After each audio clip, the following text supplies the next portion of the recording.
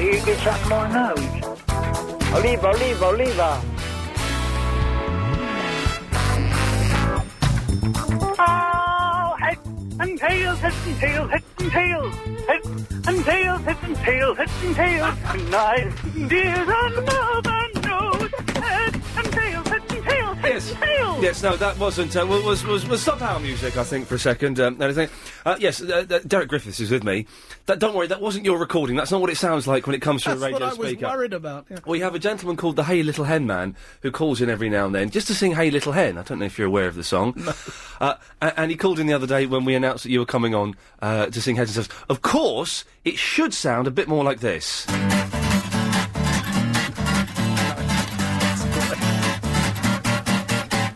Heads and tails, heads and tails, heads and tails, heads and tails, heads and tails, heads and tails, heads and tails, eyes, ears, whiskers, horns and nose, heads and tails, here we go. Heads and tails, heads and tails, heads and tails, heads and tails, heads and tails, heads and tails, heads and tails, eyes, ears, whiskers, horns and nose, heads and tails, here we go. Heads and tails. Now, this is literally just... By the way, if you want to call in for Derek Griffiths, 0870 9090 973. The email, iain@lbc.co.uk. It's normally a little bit more structured than this, but this is happening organically as we're talking. The Hey Little Hen Man, who I just played, he's just emailed in, literally just this second. So, Ian, why has the Hey Little Hen Man been singing Heads and Tails all week? Well, my mother, Jill, is the world's biggest Derek Griffiths fan. Ah, bless. Check out, she's got some pictures here, taken of when he was 8 years old at the Orchard Theatre in Dartford. She has knitted on her Kathy Beale-style knitting machine these jumpers for me and a friend. Asked Derek about when he used to dress up as a woman in Film Fun, Doreen, the Commissionaire and Reggie. We love it all. That's right. What was that all about? That was Granada TV. They rang me and said, "Look, we want you to present a programme all about cartoons." I said, "Great, my cup of tea." But I said, and they sent me the thesis, and I thought, "Look, why don't I play each character of a family run?" It was very similar to a film of Peter Sellers, where the whole family ran an old cinema. Oh yeah. And I've always loved that idea.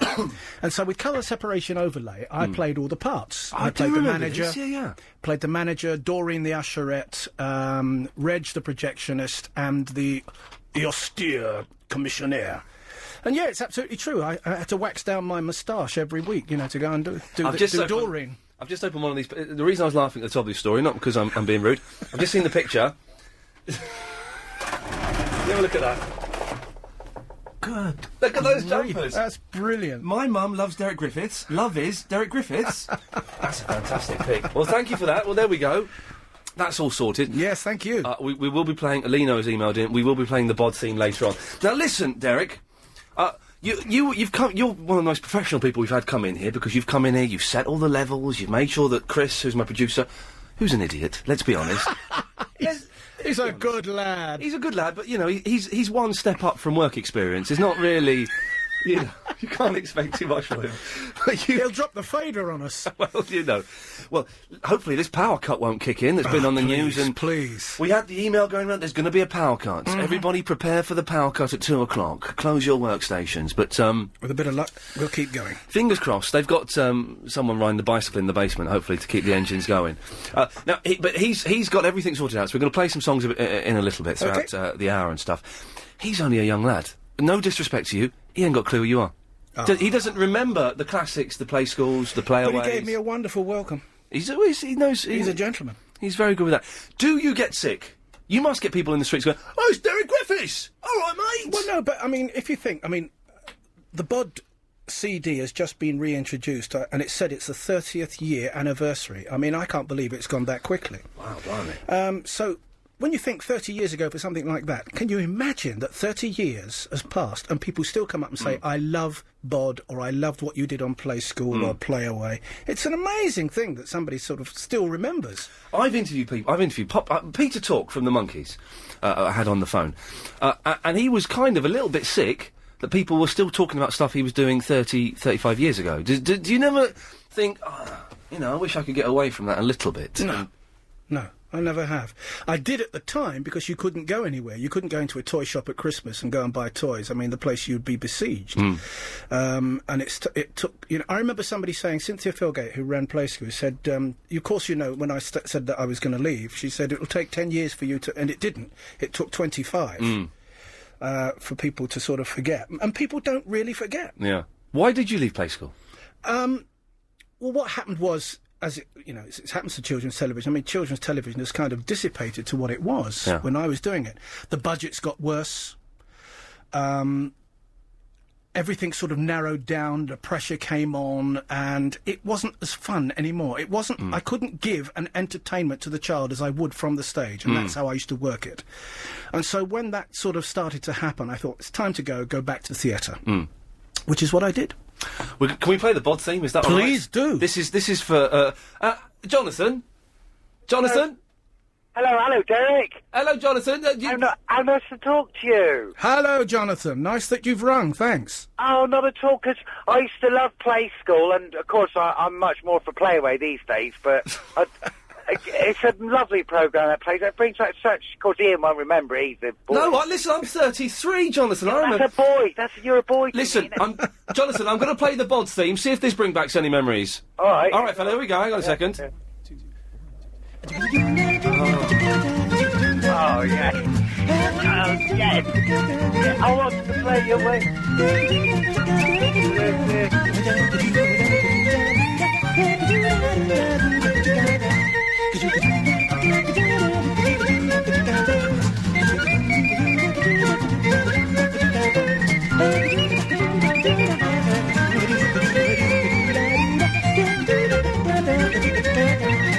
Now, how much is that of you? Is there a band there, or are you doing everything? I play guitar on it, penny whistle, do the voices, and I've got Spike Heatley on bass, and I cannot remember the name of the drummer. See, that sounds brilliant. That's a fantastic piece of music. Yeah, and also a guy called Robin Williams on jazz Stefan Grappelli type guitar, violin rather. See, that's incredible, isn't it, Jonathan? Oh, I think it's superb. I mean, the reason I'm ringing actually was I did hear you talking about you dressed up once as a woman and shaved. I'm interested on how you did the moustache bit. How'd you get rid of your moustache? Well, I had to wax it down. How'd you do that? Because I'm interested. Not that I want to do this, of course. Of course you don't. Oh, dear. Of course you don't. Be careful But of Jonathan. No, yes, you wax down the moustache so that it sticks close to your skin, and then you paint over it with a base. Oh, right. I've always wanted to dress as a woman. I think, this weekend I was thinking of going to a party just for a friend. No, seriously, just for a laugh, Derek. And I want to dress out as a woman. Well, because this moustache and hairy chest I got, I'm a bit worried about it. Yes. I'm not sure. There's no chance... Jonathan, this isn't quite the way... Sorry, Derek, I apologise. This isn't the way I was expecting this to go. There's no chance, Jonathan, you could shave off the moustaches there and grow it back? Well, it'd be a bit difficult. I don't think her and Doris wants me to... shave it off. No, okay. Well, if anyone's... Some women like that sort of thing, don't they? Yes, yeah, I do know. If anyone's got any tips... Yeah, but as for the music... Let's go back to Derek, because I Can we, please? He's come a long way to be with us today. I prefer you discussing your toiletries. I think it's fascinating. Do you shave your legs? I do, Derek. No. Because I get so much... I can't... In the summer, with my jeans and that, my legs itch if I let them grow too long. Do you shave yours, Derek? Oh, no, I never have. I'm beautifully hairless. Oh, you lucky person. But what are you doing now, Derek? What are you doing now, can I ask? Yes, of course you can. I do lots of voiceovers all the time. If you listen out, you'll hear my voice all over a commercial radio.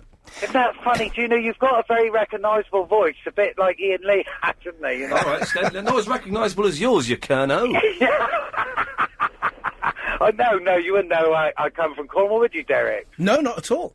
See, there's not a hint of an accent. See, it's Ian, he makes it up. Yes. No, my lover, I didn't understand it at all. See, there's very few people know you call you my lover, apart from Cornwall. I said that when I first moved up here. This woman said to me, I'm not your lover. I said, I'm sorry. It's only a term of endearment, you know what I mean?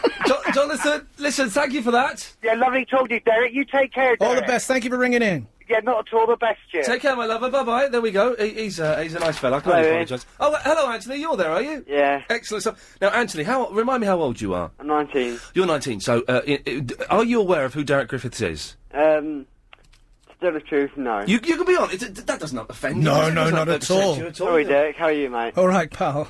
Well, listen, Anthony likes to hang out with us just for the first sort of 45 minutes or so. He's kind of... You know, last night? Yes. I'm a bit peed off today. Why are you a bit... 12:20 p.m, my bike got stolen. Oh, 12... what time was it? 12:20 p.m. 12:20... What, last night? Yeah, my bike got stolen. Well, that's AM. Pardon? AM, sorry. Yeah, 12:20 AM, your bike got stolen. Well, stay there, Anthony. You're not accusing Derek of doing it, are you? No. Okay, well, good. Just one. Well, stay there, Anthony. We'll put out a public plea. Couldn't have been me. I was busy shaving my legs. There we go. Listen, if you want to give Derek a call, 0870 9090 973, or if you've spotted Anthony's stolen bike, we'll get some songs in the next quarter. But I have to nip off to the LBC 97.3 Travel Centre and get the latest on the roads and the trains with Alan Joyce. And we're looking at big problems in the centre of town at the moment. Just had this in on the... By the way, good afternoon to you, sir. Good afternoon. There we go. That's the voiceover voice. That's the voice that's bought you a house in the country, I would imagine. Those voiceovers, let's not beat around the bush. They pay well, don't they? Oh, they're really very good. They're great fun to do. Great fun to do. But the thing that I didn't used to like doing them. Now I do because they're brilliant. And if you have a quiet year, they're great. But when you're doing the voiceovers for ads or for TV programmes, generally for ads, and you're in the booth on your own, and there's maybe 5, 6, 7 people behind the glass. The adjudicators, and they'll turn off the talkback. So you do a take. And then you sit there for silence about 5 minutes. You can see them just kind of discussing it, and they'll come back on and go, "Yes, if you could be a bit more jolly and go up on the third syllable, that would be great." You're like, "All right, whatever." I used to find it very intimidating, but I love it. Anyway, sorry, lots of emails saying legend, well done for getting him in, excellent stuff. There's one here, slightly random. I don't know what this means. Ian, here is a question you will probably never work out. You can. Oh, no, it doesn't make sense. It's irrelevant. Anthony, you're still with us, are you? I am. Robert's joining us. Hello, Robert. Hello, Ian. Hi, Rob. Especially hello to Derek as well. And Hello. As well. Hello. How are you? I'm okay, thanks. I'd like to ask Derek if there's one career highlight which he's got. I know he's done Bod and certain other things like comedy programmes and play school. His one career highlight, and if he's got one ambition that he would like to do something now which he hasn't done. His face just dropped then. Okay, well, in terms of career highlights, I suppose really it's working in the theatre. I did Miss Saigon in the early 95. This is hard to pick out highlights, really. I mean, I love doing Miss Saigon, playing the engineer, and I also love being Feste for Twelfth Night at the Royal Shakespeare Company. They're highlights because the part was meaty. You can give to it something other than just the parts. So to get room to play, as it were, with a character. That's what's they're the highlights. Yeah. Like I find that very much with my music. If I can get into a studio with 4 or 5 musicians, I'm the happiest boy in the world, and especially if you're being paid for it. Yeah, sure. And now I know that Robert's a big fan of Fred Harris. Yeah. What? Be honest. What was he like to work with? Well, I never worked with any of the male presenters because I only worked with the females. And Fred, I only met a couple of times, and he said to me that he was growing a moustache like mine. I thought, strange. Yes. Strange. No, I never got to play with any of the... to act with a lot of the... We've got an email from Monty. Can you ask Derek if he, Brian Cant and Tony Arthur used to go and get absolutely steaming drunk and do lots of swearies just to get it out of their systems? No, we used to do that during the show. I read something about you on the internet. Oh, God. I'm going to say Probably this, true. Well, I'm going to say this slowly, just in case you don't want me to broadcast on the air. Hamble, did you draw... Oh, yes. That's absolutely true. Shall I tell you the story? Please do. You'll like this, Robert. This is a good one. Right. Well, we had a lot of female producers at Play School, and they would come up to you and say, right, on this item today, I want you to do an item about bathing a baby. I said, no, give that to one of the females. I mean, and she said, no, you will do it, and do it, you will. And so I said, right, can we do a quick rehearsal? And I had to take off Hamble's clothes and sort of say, right, fill the sink and put your elbow in and make sure all the warnings, don't scold your little baby sister. And they said, right, we'll record it this afternoon. So at the lunchtime, I rushed in and I took off all Hamble's clothes and I drew in big wispy hairs going right the way up to her chest, a huge thick thatch. And I got her dressed and put her back in. And they said, okay, and action! And we started. And they didn't like stopping the machines at Play School because it cost more money. And I said, and I kept her back to camera, undressed her, And we had 5 cameras all sitting round, all getting all the different angles. And I said, OK, the water's just right. I've tested it with my elbow. Now's the time to put your baby sister into the bath. And I turned around, and you just heard from the crew. They locked their cameras off and ran. Fantastic. And eventually I heard somebody say, "Cut!" And they came running down and said, "Derek, did you do this?" "Who did this?" I said. "This is appalling. I'm absolutely outraged." She said, "Don't worry, calm down. We'll find out who did it." Of course, they never did. Fantastic. But how did you get to hear that it was me? That'll be on a Christmas tape somewhere, won't it? Yeah. Those famous... Robert, listen, thank you very much for that. Good to have you on board as always. We mentioned briefly the bod CD is out, is it? Yes, it's called Bod Words and Music, and it's a 30-year anniversary CD with interviews myself, John Lemez, and there's lots of lovely stuff on it, all about Bod, and it's a worthwhile piece. Now, the first song proper you've got for us, Down on the Farm... Yes. Is that from Bod? No, it isn't. This is from another series for the BBC called Opposites Attract. And it was one of the ladies who was working, one of the producers who was a very lovely lady called Anne Dennehy. And she came up with the idea to do, some more animal music. And she let me write the lyrics and all the music and choose my own musicians. And it was a joy. And this was, she'd say, right, we need 2 minutes worth of song about a child visiting a farm for the first time. Wow. And I thought, it's got to be country and western. And this is it. It's called Down on the Farm.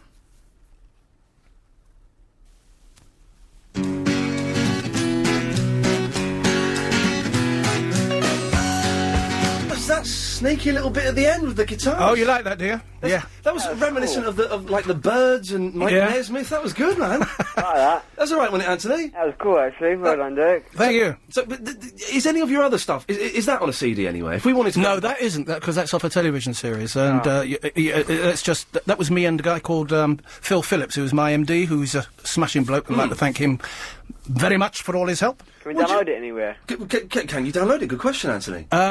Not at the moment, but we'll see what we can do. You should get up a website and put all this stuff on. Okay. Yeah. I think there'll be a big market. Well, get a CD out. I know you've got the Bod CD coming out, which is out. It's out now, yeah. It's fantastic. Didn't bring in any freebies. That's fine, Derek. That's fine. I appreciate that. I'll go and buy the CD. I'll go and buy it from the Amazon, of course. But you should get a CD out. Yes, I've always been told that, and I should get off my bottom and do it. And do that. You're quite right. Yeah, saying that. Quite a lot. It would sell quite a few, I think. It's saying that though. Go and get a CD released. It's easier to say it. It's easy to say than it is to actually get it done. It absolutely is. We've got a minute, but Pete. Yeah. You've got a minute, or do you want to come back after the news? This is a quickie. This is a quickie. Away you go. Hi, Derek. Good afternoon. Hi. I just wanted to know, have you still got that wonderful dull-coloured collection of skin-tight roll-neck sweaters? Funnily enough, I still like them because I get around the West End on a motorbike doing all the voiceovers, and I wear those a lot in the winter because it keeps the voice warm. When everyone says they describe a man's manhood, that it looks like Yul Brynner in a roll-neck, mine was always described as Derek Griffiths in a roll-neck. I don't quite... Pete, we'll leave that there, I think. I need a good few minutes to work out exactly what he meant by that, but I'm sure it's something... Oh, my God, I've just got it. I can only apologise to some of our younger listeners. Listen, Derek's going to be here until about 4 o'clock. We've not fallen out yet, so that's a good sign. It's not kicked off. It's a good start, isn't it, Anthony? Yeah, you got now and then. Exactly. We'll take more of your calls after this. Hi, I'm Gary King. Win a trip to New York flying business class. Which I was tempted to ask you off air there. I'm going to save it for after the news, because if this email is true, this is the most amazing duet that I've ever heard of. You, again, Anthony, it'll be another person that you've not heard of, I'm afraid. Okay, can I say thank you to, is it Barclay, what's her name? Who sent that email in? To Barclay? Yeah. She sent an email in, didn't she? Oh, yes. That was very nice of her, so thank you for that. Well done. 0870 9090 973, or get more from Derek and Anthony after this. On FM. On DAB. And... Sir, good afternoon to you, sir. Hello, sir. I've not played enough of your music, so we're going to rattle through a couple of songs in a second. Oh, brilliant. This email, though, from Richard. Paul, is that you making that noise? Hello? Hello, Paul? Hello, Ian. Are you standing in front of lots of noisy children? Yes, I'm actually at the swimming pool at the moment. Oh, OK. Well, listen, do you want to speak to Derek very quickly, then, and we'll, Yeah, thank you very much. It's a pleasure to speak to you, Derek. And you, sir. Thank you for ringing. No, my pleasure. It's a great admirer of yours. Just a couple of things I remember you, apart from sort of mentioned. You were, of course, in Up Pompeii with Frankie Howard. That's right, yes. In a very memorable scene. And I also had the pleasure of seeing you in Cabaret, I believe, with Bruce Forsyth and Kenny Lynch. Do you remember that? Oh, yes. Yeah, right, yeah. The two naughtiest boys I know. Absolutely. Did you ever see Kenny Lynch or work with him or Bruce Forsyth now? No, not for some years. We always meet up sort of every other year at events and things, but... what was your cabaret act? What did that involve, then? Well, we did a lot of stuff on television. I worked with Brucey also in the West End, in the Travelling Music Show, so we did quite a lot of telly stuff together. Yeah. I saw that as well, the Travelling Music Show. Yeah. Paul's beginning to sound a little bit like a stalker, Derek. No, not at all. No, but if I may just very quickly say, what I admire your work greatly, and I think you're one of the rare breed that is an all-round entertainer in that everything you do. Thank you. Well, no, I'm serious. Everything you do, you know, I've seen you almost as a stand-up comedian, a fantastic character actor, a brilliant singer and dancer, and I think that actually you're an inspiration and actually an example to some people today who supposedly occupy the echelon of stardom or celebrity, and I think if they turned the clock back and saw some of your stuff, I mean, in the nicest possible way on television... Paul, I'm going to have to let you go now, Paul. This is all getting a little bit too creepy. but thank you for your kind words. No, thank you, Paul. Thank you, appreciate it. Yeah, I was scaring me now. Yeah, creepy. Now, listen, we'll do this email because I want to get at least 2 songs in this quarter. The next song that you've got for us, Africa. Yeah, let me tell you a bit about this. It's all for television, so you have what you're not seeing is the other pictures, which are important. They rang me and told me that they'd taken some wonderful shots of Masai Mara up against a huge sunset, and I thought, brilliant. Well, it can't be sort of Western music. I've got to do something with sort of indigenous African music. I couldn't get the musicians together, so I decided to get a really good drum computer. It took me 3 days to load, and I did all the voices on this, and it took some time in the studio, but this is a thing called Africa. Lovely. Let's hear it. Here we go.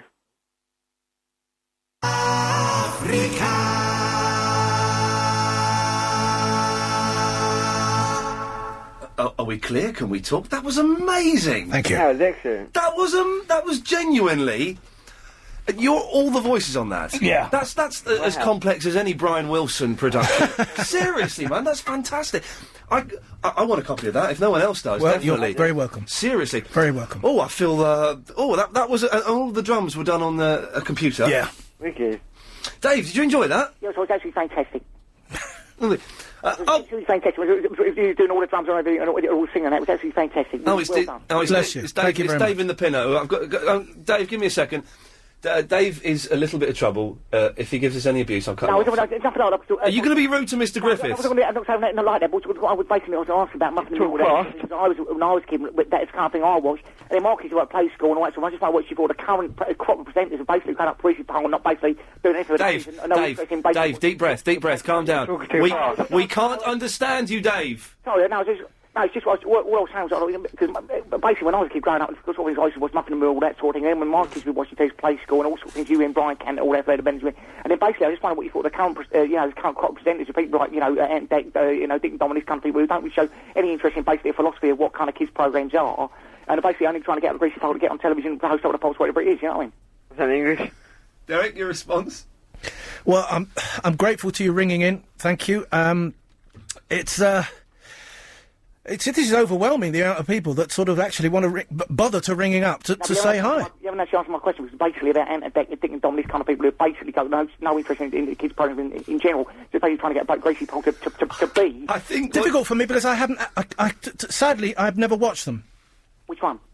The Ant and Dec, the one you were talking about. Have you never seen Ant and Dec? Any of those double X, basically, any of those people, basically, there's a lot of them on television now, basically kids who want to get up there. All right, Dave, just listen, I think listen, I'm just asking a question. I've asked him a question 3 times ago, you just failed to respond. You're talking too fast. You're talking too fast for him. Can I try again? Can I ask it for you? Right, go on. He said he's not seen Ant and Dec. I'm really sorry, Derek, this is not... No, let the gentleman carry on. You be careful, Dave, I'm going to cut you off. He wants to know, forget Ant and Dec and Dick and Dom, do you watch children's TV? What do you think of it? I don't get time to watch children's TV, because usually by the time I get back it's finished. Yeah. Am I still on? Yes, you are. I can hear you. Sorry, just can I've got a bit of bone pick with you, Ian. My old man, he phoned up the other night, he says you coming over to our place, he sent an invitation to you, my mum's made a flan, you haven't even responded to the letter. No, I've not received... It was an invitation to come over... Right, Dave, I am going to cut you off in a second, but listen... made a flan. Your dad, Barry, from Watford, asked me round to his house this weekend to meet your mum's niece for a date. It's not happening, I'm not coming around. I'm going to cut you off now, Dave. Oh, dear. Bye, Dave. Yeah, bye-bye. There we go. I'm sorry, Dave. Listen, let's get another song. What's the next song you've got for us? Well, this is a song from the Opposites Attract series called Animals Learn by Play, and basically it's about animals learning, cubs and baby animals learning by play, and that's it. Animals learn by play. Here we go. I think I've heard this. Do you actually? Yeah. Well, let's have a listen. Let's go. Fantastic. Now, do you remember that one, Anthony? Yeah, I've definitely heard it somewhere, but not quite sure where. Okay. And now, I'm going to do this email, because I've been mentioning this for ages. Richard has emailed him. If this is true, this is amazing, and I'll shake your hand. Ian, I can remember Derek duetting with, of all people, Marty Feldman. Yes, that's right. Is that true? Yeah. What? Wow. He asked what was Marty like to work with. Marty was fabulous. I did a series with him, with Dennis Main Wilson directing for the Beeb. We did lots of sketches, we did lots of songs. Yes, he was a joy. Yeah. I had a great time with Marty Feldman. I learnt a lot from him. Well, man was a legend. Eduardo's on the line. Hello, Eduardo. How you doing? Yeah, very well, thanks. You're through to Derek Griffiths. Hi, Eduardo. How you doing, man? What a legend. Hi, Eduardo. Oh, how you doing, Andy? You alright? Derek. Sir. Do you remember, I don't know if you do, but it must have been mid to late 70s, living in South Kensington? I've never lived in South Kensington. You must have done. Uh-oh, here we go. Tell me why. Well, there was well, my mum said this, that you used to live across the road from us. In South Kensington? Yes. Must be somebody looking like me. It must have been Shirley Bassey. I can't believe I've been labouring 25 years under this misapprehension. Eduardo, your mother has been lying to you. I wonder what else she's been lying about. Is it your mother? Well, I don't know. It doesn't detract from the fact that the man is still a legend. Now, I was saying that, I'm sorry, Eduardo, that's a disappointment. Now, you know that when people are calling in and saying all these nice things, it's all genuine. There's no tongue-in-cheek. There's no irony here. It's not... Oh, he's a real entertainer, isn't he? Well, exactly. I just want to know if you're aware of this, Derek, the affection that people have for you. There's no It's amazing. in it. I'm pretty overwhelmed, I have to say. You've got lots of friends. Oh, I don't know what I'm going to do for the rest of the afternoon. Well, Eduardo, is your mother still with us? Yeah. I suggest you give her a call and tell her off. I will do. Thank you for that. There we go. I'm sorry to disappoint. Oh dear, I feel a bit bad there. He was all excited. He came in the other week for Music Thursday. He's a brilliant musician, Eduardo. And he was going, I'm very excited. Derek Griffiths, I'll phone up and tell him. Well, I used to rehearse around there at St Mary's Church. Right. So I wonder if that's what, I was there every day rehearsing with the Beeb. His mother was a liar. it's as simple as that. Don't try and stick up for her. Ian? Yes, Anthony? What about, can I do that appeal for my bike? Oh, the what, sorry? That appeal for the bike. Oh, you want to put out an appeal for the bike, do you? Yeah, can I? Yeah, of course you can. Shall I start now? Yes. Okay, basically it's a red light mountain bike, Ian. So if anyone's seen it or give any clues, call 0870 9090 973. Yeah, if you've got any clues at all... Email me. I can't do that. Well, they can email me, iain@lbc.co.uk. Has it got any distinguishing features, Anthony? No, basically it's just red and just like plain red and that. Okay, and it was stolen at 12:20 this morning. Yeah. Well, I tell you what, Anthony, I'm going to go over now to the travel centre. Alan Joyce, you don't know anything about a stolen red mountain bike, do you? Oh, you mean that one in the Blackwall Tunnel that's just been written off? Oh, no! No! Sorry. Let's have the travel, sir. Okay. In Paddington, big delays around Bishopsbridge Road. What about your bike yet? No, I found a clue this morning, though. Oh, what clue did you find? Maybe that... was it a big black footprint on the floor? No, afraid not. Oh. My bike got to cut it up. Yeah. Obviously, to get into it. And, just around the corner from my street, I found, my bike lock with a black bike with it. Oh. I'm thinking they might have stolen that one and left that there. Yeah, well, you be careful, Anthony. Don't go, I don't want you to get beaten up or anything. All right, listen, we've got Derek Griffiths here. Do you mind if I carry on talking to him? Is that all right? I've got a quick question for Derek. Oh, I've got a question. Away you go. Hi, Derek. Hi. Have you enjoyed doing your music? Oh, I love it, mate. Yeah. Love it. Yeah. This has been a joy to send out the music and people enjoying it. That's what life's about for a musician and composer. Well, listen, let's have another song, and this is the song you were supposed to play last time, but you muffed it up. Never mind. I was laughing so much. I'm sorry. What's called in there? Sorry, what's that say? What's this one called in? This is called Life in the Slow Lane. Let's have it.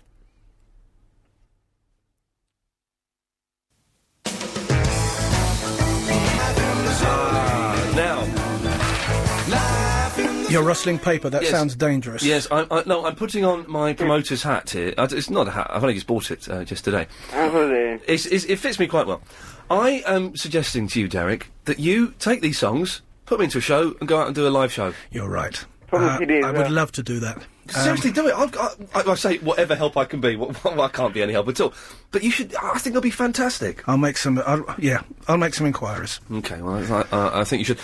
Terry's in the Hampton. Hello, Terry. Hello, Ian. Hello, sir. Hello, Lord Derek. Hello, sir. Hello. I remember many years ago seeing you on television doing a mime. Yeah. About a little boy who wanted to go to the toilet. He wasn't going to. Well, he was going shopping with his mother. Yeah, going shopping. Yeah. And unfortunately had an accident. Yeah, I wonder if you could perform it now. Yeah, it goes best on radio. It goes really well on radio. Terry, are you the chap that dropped in the kettle lead for me? I am indeed. Oh, yes, good, I am he. Good lad. Yes, I got your email. What this was? What kind of your party piece was it, Derek? This No, mime? well, I used to do loads of mimes. I mean, I used to do a one-man show full of mimes, plus the music with a band. But it started really with in theatre, and then Play School took it on because it's a magical art form. So kids loved it. Was there? Thanks very much for that, Terry. Okay. Good lad. We'll move on. I got it. Was when you got into doing children's TV? Was there any stigma to it? Was it a bit? Did you want to be a real proper actor, proper pop star, and you ended up doing Play School? No, actually, because they came to me. They saw me sort of entertaining Dockers kids at Greenwich Theatre, and they said, would you come in and talk to us about doing Play School? I said, well, I don't think I'm right material for that. You just see me beating up kids in the front row and, throwing sweets back at them. I mean, I'm not that sort of performer. And they said, no, we think you'd do well. And I thought, if I could get some music going. So they said, yes, okay, I'm fine.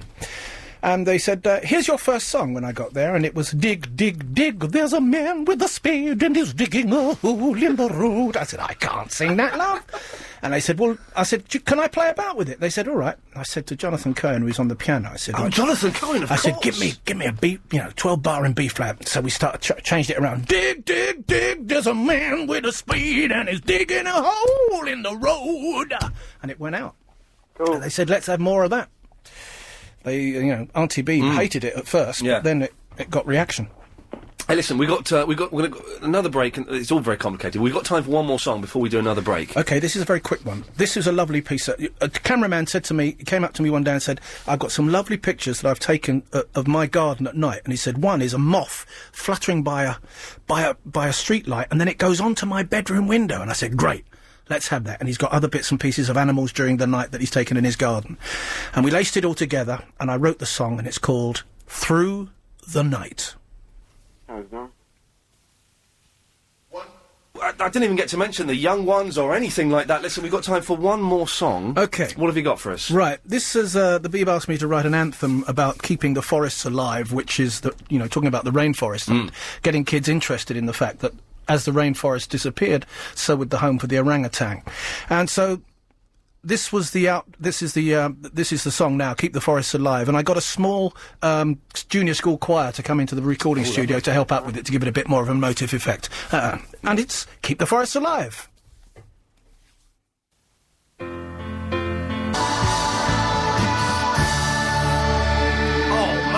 All right. I've got shivers down my spine. That's emotive stuff. Derek, listen, we're out of time. Bless you, mate. Thank you so much for coming in. Thank you, everybody, for your nice, kind thoughts. Get those MP3s on the website, get a CD out, and do a live show. I want 15%. Bob's your uncle. You're done. You're on. Listen, the show continues. Derek's leaving. 0870 9090 973. I don't know what we're going to talk about. We'll sort it out after this. Thank you very much. It wasn't Derek's bike that was blocking the front, was it? There was an email saying whoever owns such and such a bike, could you move it? Because of the, we want to get the generators in. Oh. Uh-oh, never mind.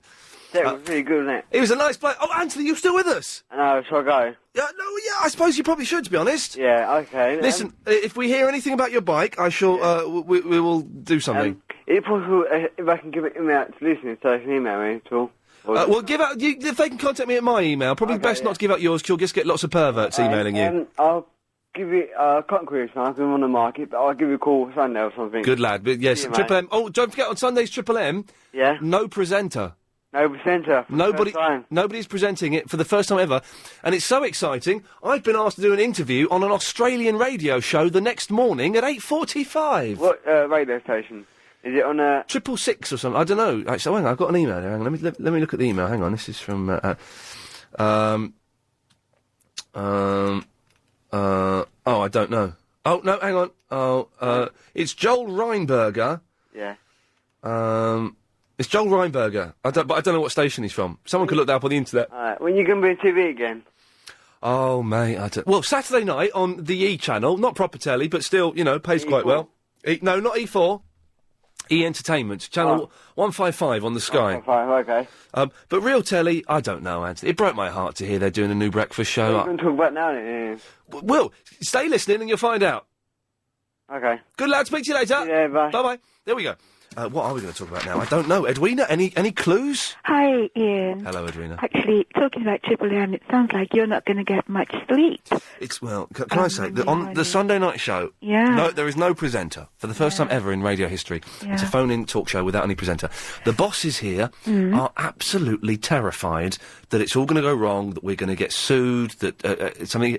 who knows what's going to happen? But you've got the dump button, haven't you, to hand? Well, potentially. Well, yes, we do have a dump button, so we're covered, but once we've dumped the dump button, then we have no dump. Oh, right. If you see what I mean. We have to wait for the dump to build up. It could all kick off on Sunday night. And also, I've got to say, it could be awful.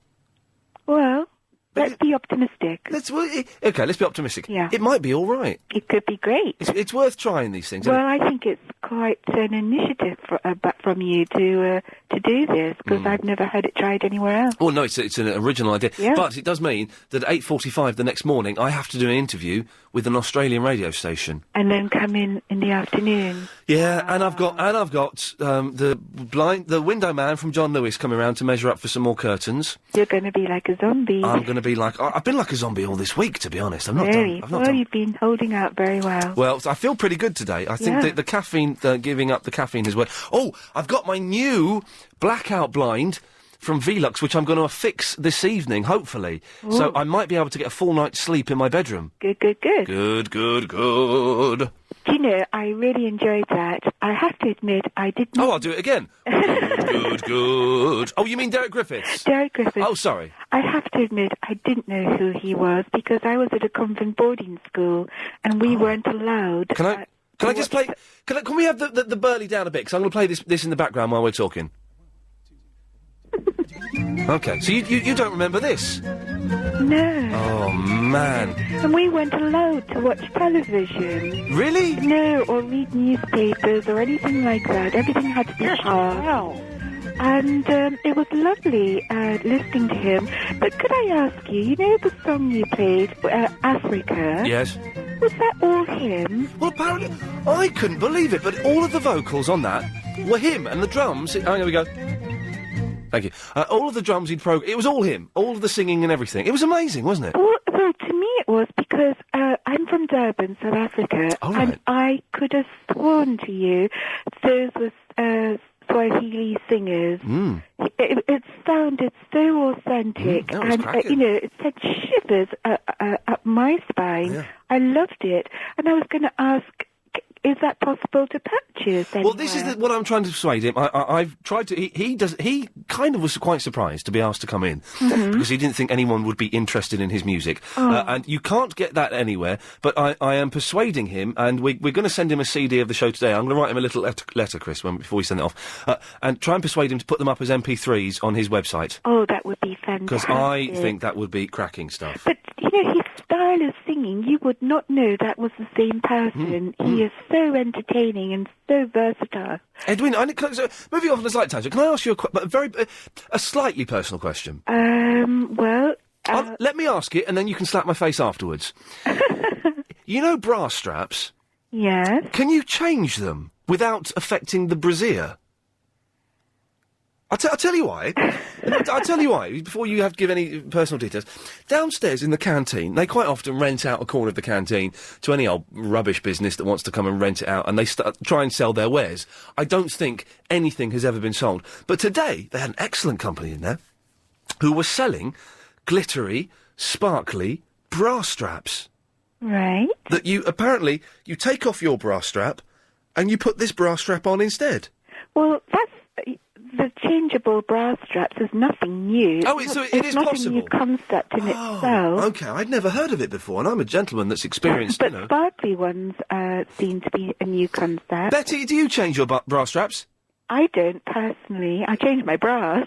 Betty, do you have interchangeable bra straps? What I do in the comfort of my own bedroom, I'm not prepared to discuss with you or Edwina. All right, I'm just asking, love. Thank you very much. I'm just asking because Edwina, my darling, dear, it's so gorgeous to hear. I didn't know you were from Durban. Yes. Where's the accent, my darling? Well, the thing is, I went to a convent boarding school. Ah, they thrashed it out of you. And, yes, they thrashed it out of me. In the refectory. Loretto nuns, were they, my darling? They were Salesian nuns. Oh, Salesian. And I had to stand up and read every day while everyone was eating. I'm trying to talk about bra straps. Yeah. I'm trying to get it a little bit raunchy, and you're talking about nuns. Listen, I'll get you off the raunch. There's nothing worse than a grubby bra strap. All I'm trying to find out, Betty, and please don't get upset. And Edwina has told me is yes, you can. There are bras. The thing about you, Ian, is you know nothing about me. You know nothing about my upper body. I don't want to know about your upper body. I'm just asking. Is it? I didn't know. How the hell am I going to explain my bra if I don't explain my upper body? I just wanted to know, were there bras that you could take the bra straps off? And Edwina has kindly told me yes, there are. Yes, I could have told you that, but you chose to speak to someone from Durban and get there. You got... Oh, God almighty, what is going on? We've had a really nice chilled first hour and it's kicked off. It's all right, my darling. Hang on. Look, I've just driven up from Bognor. Yes. I've missed all the show. Yeah. Well, Betty, you've missed Derek Griffiths. I know, I just heard the last... Yes. I'm really angry, sweetheart. I've driven up from Bognor Regis. I'm hot and sweaty. Well, to be honest, you're not painting a particularly attractive picture. Fairy are giving away footage. I've read about this today in the papers. David Hasselhoff boozed up, being so boozed up that he's unable to get on board a plane, which is quite sad, really. Oh dear. Anyway, you know what they say. There we go. Claire? Is that you making that noise? No, it's not me making that noise. How are you, Ian? Where is that noise coming from, then? I don't know. Are you in a vehicle? I am in a vehicle. Is it quite noisy? It's very noisy. It's fine. It's fine, though. We can work with it. How are you doing? I'm all right. I'm getting my psoriasis back on my head. Oh, that's not good. No, it's not pleasant to start a conversation with a lady, is it? No. What's causing that? Is it the heat? It's the heat and it's stress and it's lack of sleep. But I've started washing my hair with tea gel again, and it's it'll be fine. But it just tea gel's great, but it stinks.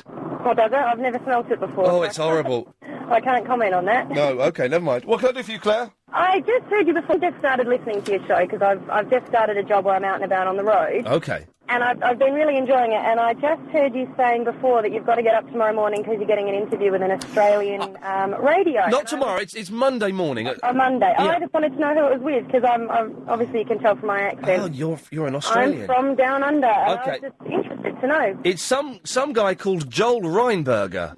Oh, I've never heard of him. I tell you what, let me have a little look on the internet. Let's see if we can find out what station. Is there a station called 666? But I've not heard of it. I'm from Victoria, so it might be a station from another state. I've got a feeling it's going to be Joel Reinberger, Australia. Let's have a look. Yes, there is Triple J. I'm aware of that. I didn't really read the every Monday Australia-wide. Oh no. I thought it might have been Triple J, which is a very good station. I'm aware of Triple. I used to work with someone who worked on Triple J. Yeah. Oh, really? Yeah, he was a producer on there. It's a fantastic station. There was something about nudists. I hope I'm not speaking to... Chris, am I speaking to a nudist at 9:15 on Monday morning? Do you want to? Not really, no, if I can avoid it. I was going to say it sounds fun. Oh, no, just an unpleasant... ABC Radio? No? Yeah, ABC. It's like the BBC. Oh, blimey, really? Well, I mean, ABC are like the Australian Broadcasting Corporation, so they are the sponsors of like Triple J and all of the ABC-owned stations. So if it's an ABC station, it's probably like a local radio station. Oh, so it's local. Oh, so it's like BBC Southern Counties or something, only like that. I mean, or it could be like BBC, like LBC. I mean, does BBC sponsor LBC, or is that an independent? Oh, no, we're independent. It's 666 ABC.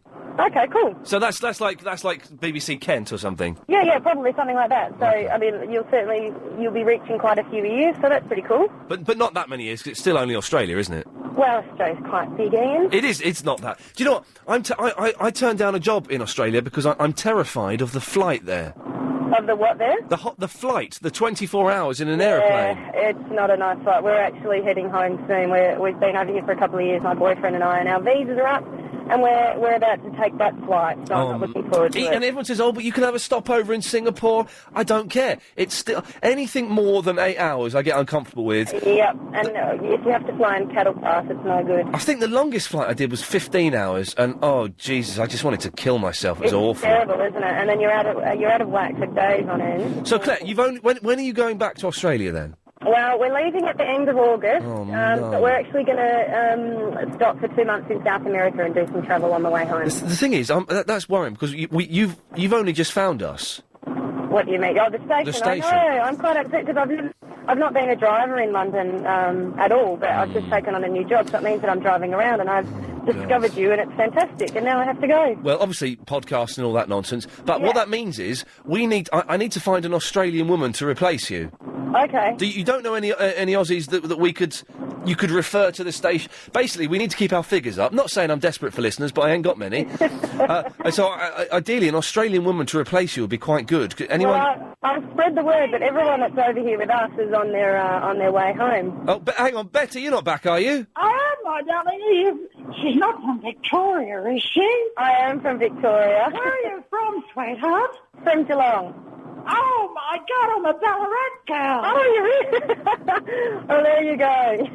Oh, my We're practically neighbours. Believe it. You don't want to be neighbours. To go down to Torquay for holidays. Oh, my sister lives down in Torquay. Oh, gorgeous. You know, like the Great Ocean Road and Ocean Grove. Do I know the Great Ocean Road, my darling?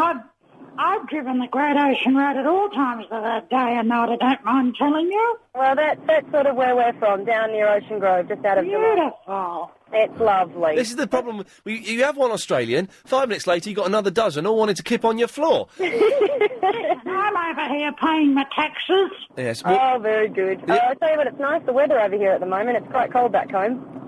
Oh, I wish it were cold here. It's too hot. Listen, Claire, it's a bit noisy, so we'll say goodbye. Listen, try and give us a call before you go if you can. Okay, cheers, will do. Thank you for that. Betty? Oh, I thought you meant me, darling. No, you're going soon, don't worry. You're not getting rid of me. I will do in a You minute. won't drive me out of the country. No, what I'm trying... Screaming and kicking. Right, I'm going to get rid of you now, then. Okay. There we go. Right, what we do need... What was that? It was Claire, wasn't it? We do need another Australian woman to replace Claire. If she's only just discovered us and is going back to Oz... at the end of August. We need another Australian woman. So if you know an Australian woman who doesn't listen to this station, could you get them to call up or something? I may sound slightly worried, Barnsworth, but the listening figures are coming out next week, and it's all a very tense time in the world of... Fine. Well, you say that, but you don't know. You will. You don't have a radar diary, do you? No. No, exactly. So your words count for nothing. But if you can help us find an Aussie girl... 0870 90 90 973. Now, Barnsworth, you've called in. Yes. Well, may I ask why? Right, you know that you were talking about bras? Oh, yeah, the interchangeable bra straps. Yeah, they've been around for, like, ages.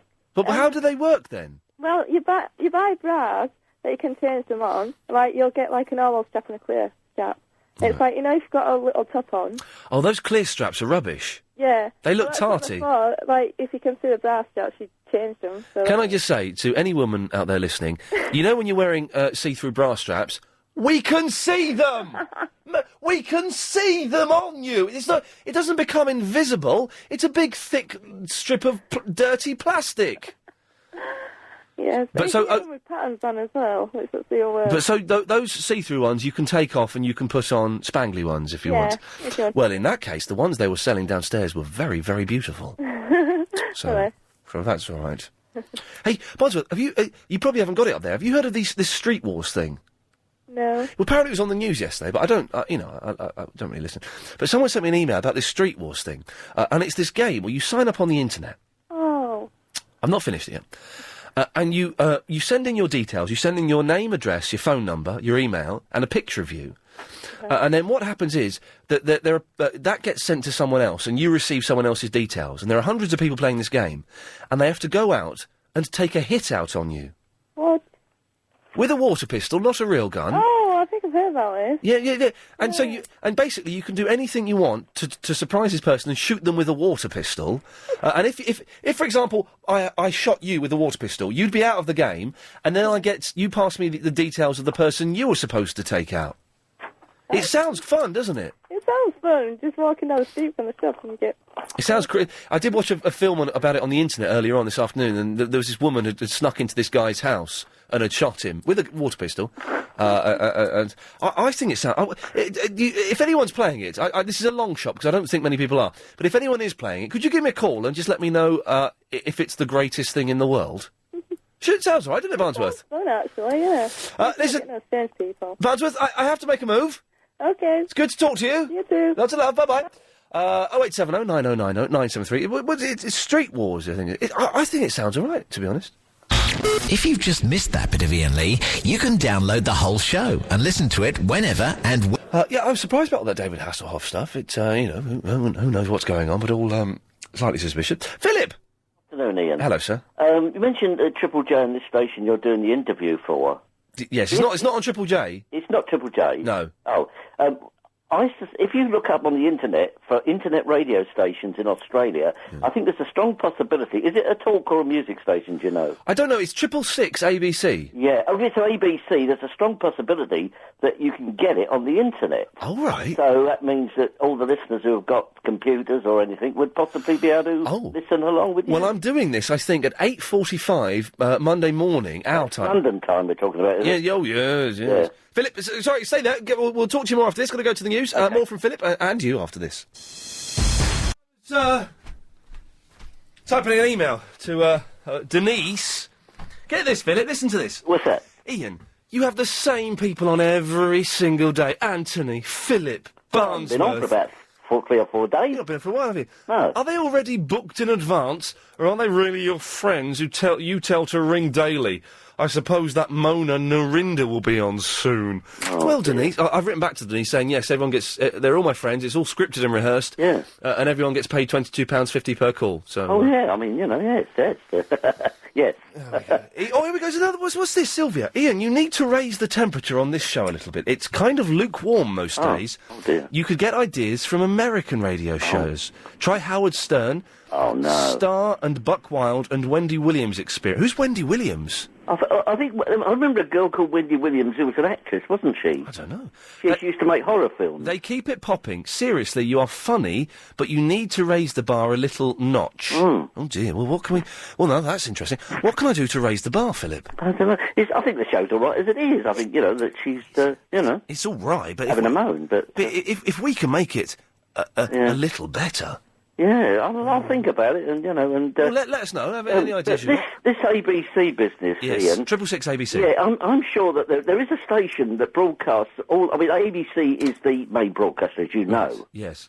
And I believe this station, it sounds possibly like their version of Radio 1. Oh, or Radio 6, or whatever they want to call it. Yeah. So I think that if it's a speech radio station, then it will definitely, I'm sure, be on the internet and broadcasting, so that the people in this country will be able to hear you. Yes, I'm having a little look on the internet while you're talking. Also, there is a former LBC breakfast presenter who does a phone-in show in Sydney. Why don't you give him a ring? Who's that then? Mike Carlton. Oh yes, I remember. Yes, Mike Carlton used to do the breakfast show years and years ago. I'm sure that he'd be interested to talk to you. Yeah. Okay. I found it's in Canberra. 666 ABC. Canberra, because it's the capital. Oh, is it? Oh, yeah, of course it is. So maybe they're going to get the Prime Minister to come on and talk to him. Oh, God. I can't find a way of...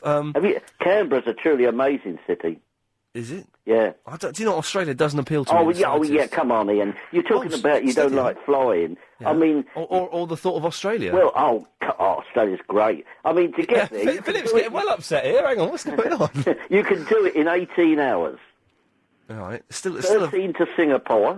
Yeah. And 4 hours 50 to Perth in Western Australia. I don't think you can listen online here. I can't. Oh. I'm on their website. Yeah. And I can't find a way of... Oh, dear. I'm looking at tuning in. No. I know music stations don't usually broadcast, do they, because of the copyright laws? Yeah. Hang on, let's have a look at the breakfast. See who the... Now, what... So, hang on. If it's 8:45 our time, what time will it be there? 8:45 in Canberra. Canberra is... No, 8:45 our time. 8.5 hours, I believe. But ahead of us? Ahead of us. So what's that? So it's 16... So it's 4:30. So it's the drive time show. Yeah, so that would be... Oh, there he is. Yeah, there we go. That's it. It's 666 Drive with Louise Maher. Oh. The producer is Joel Reinberger. Oh, I see. Louise takes you for a fast and dangerous ride every weekday between 4 and 6 p.m. Wow. You'll find out what's happening in Canberra and around the world, that's me, with a great mix of breaking news and compelling stories. We'll also take the odd detour to places unexpected, mate. That means you. All right, steady on. Oh, sorry. Wind up the window and wind down the working day with a flaming galah, a cold one, with songs to sing along to, traffic and weather updates every 20 minutes, and plenty of opportunities for you to have your say, mate. Wow, so... Oh, blimey. Sounds fantastic. I'm going to be on 666 Drive. Although, that sounds a bit macabre, 666. No, well, I don't know, really. I mean, they got, station names, so... And, I think you'll have a fantastic time. Ask her about Lake George. Say, is it there at the moment or not? Is Lake George there? Well, it disappears. It's a lake that disappears. Don't be so stupid, Philip. How can No, I'm serious. How can a lake disappear? Well, what it is... Is it like Brigadoon or something? No, it does. It disappears. The water just either evaporates or disappears, and then the farmers can put their animals on it. Absolute but nonsense. then it comes back. No, Honestly, I'm not having you on. I've seen it. I'm not buying that, I'm afraid. Oh, well, you put Lake George in and see what it comes I'll up. put Lake George somewhere where the sun don't shine. Hang on a second. No, you can't listen online, which is a shame. Oh, no. That's a great shame. Never mind. I heard some news today, Ian. I don't watch the programme. It's got nothing to do with the actual programme. Oh, yeah. But I've got some news about Lost. Oh, go on then. Well, I bought the copy of the USA Today. Yeah, today. Pardon the expression. Yes. And it says that there is a website, the official ABC website, Yes. and it says if you go to blogs... Oh, hang on a minute. This is, okay. blogs.abc.com. Hang on, www.blogs.abc.com. Yeah. All right, yeah. / inside the experience. Oh, no, yes, I'm aware of this. And it says that if you reach the third level of the game, you will learn the meaning of the numerical sequence. The numerical... Oh, the numbers... Oh, Yeah. right, yes. I do know there's a new thing online where they're releasing, 70 clips of... footage with clues that are being given out all over the world, and then you can put together one of the training videos. All right, very exciting. I've seen a little bit of it, but not much more than that. Yeah, and it says there's a new actor joining the cast. Oh, yeah, I read about him. He's some movie star. He's in Love... Rodrigo Santora, who was in Love Actually, Charlie's Angels, and Full Throttle. I've never heard of him. I must be honest, Ian, I gave up on Lost a long time ago. Hang on a minute, I can see... Is someone snoring? Can you... Not Chris, is it? Who's... Wake up, Chris. No, hang on. Darren! Darren! Bum. Wake up, Darren! Darren! Hi. You're on the radio! Cheeky little sod. Philip, listen, I'll take our hint from him. Thank you for that. Righto. Bye-bye, good lad. You rude sausage, Darren. Good day. Good day, mate, you flaming galah. How are you? I'm flaming fine, mate. I've got to be careful not to swear. Just fancy coming over my place for the Saturday for a barbie? No, I'm fine, mate. I'm going to go home straight after the show tonight and put up my blackout blind and try and get a good night's kip, innit, mate? Well, I got a few tinnies round mine if you want to come round. I'm all right, mate. I'm going to go home and get a pizza and watch the telly. Yeah, pizza, mate. You don't eat pizzas in Australia. I throw a pizza. Go catch a koala. I go and put a pizza on the koala pizza on the barbecue, mate. Anyway, Darren, you're my supergrass. Which How are presenters have been speaking about me recently? None. Oh. I know. Well, the novelty's worn off then. I'm out front at the moment. Let's see. Never mind. No, what, have you got any news? Any news or scandals going on? Have I got any news? Yeah. No, not really. Oh, Sunday night is going to be no presenter. Yeah, but I tried ringing Sunday night. I kept getting the engaged ticket all the time. Very, very busy show. Yeah, but then it kept ringing and ringing and ringing. Oh, well, then we didn't answer you. The thing is, I've got on the Sunday night show, on the Triple M show, 10 till 1. I pick the lines that go through, and I've got. Right, I've got you're the culprit. No, I've got 10 lines in front of me. Yeah. And there's an air of randomness about the selection process. Well, what procedure do you have to go through to get on the show? You just got to be lucky. Really? Oh yeah. See, you know, I've got to talk to you as a friend now, Ian. All right, mate. Yeah, of course. I class you as one of my friends now. I talk to you every day. Oh dear. That's what I like about you in the show. Yeah. Is that quite worrying? We're not real friends, though. You know that, don't you? Why not? We're never gonna. I'm never gonna invite you around my house. Why not? And we're never gonna go shopping together. Or... Oh, that's what I meant to tell you as well. All right. Xbox. Oh yeah. How good is that? It's brilliant. I've never played it before. Have you not? I like the old. No, I like it with no lead on the. That's good, isn't it? Yeah. That's quite good. You do know that we are on the radio, Darren, and this is sorry. This is going out and is supposedly entertaining people on their journeys home. Oh, it's educating people about the Xbox as well. Have you been affected by this power cut yet? No, the heat. What? The heat affected me. We were supposed to have a power cut here at LBC at 2:00. Where's the studio? West London. Oh, you're not allowed to say. I know where it is, but I'm not going to say. Well, it's Bramley Road. Oh, okay. Yeah, and we were going to have one at 2:00 that was going to last for 4 hours, and everyone's like, "Oh, got to quickly finish! Do not use the." Chris got told not to use the lift with Derek Griffiths in case he got stuck in there with him. That would have been quite funny. He could have done the broadcast from the lift. We could have done it from there, couldn't he?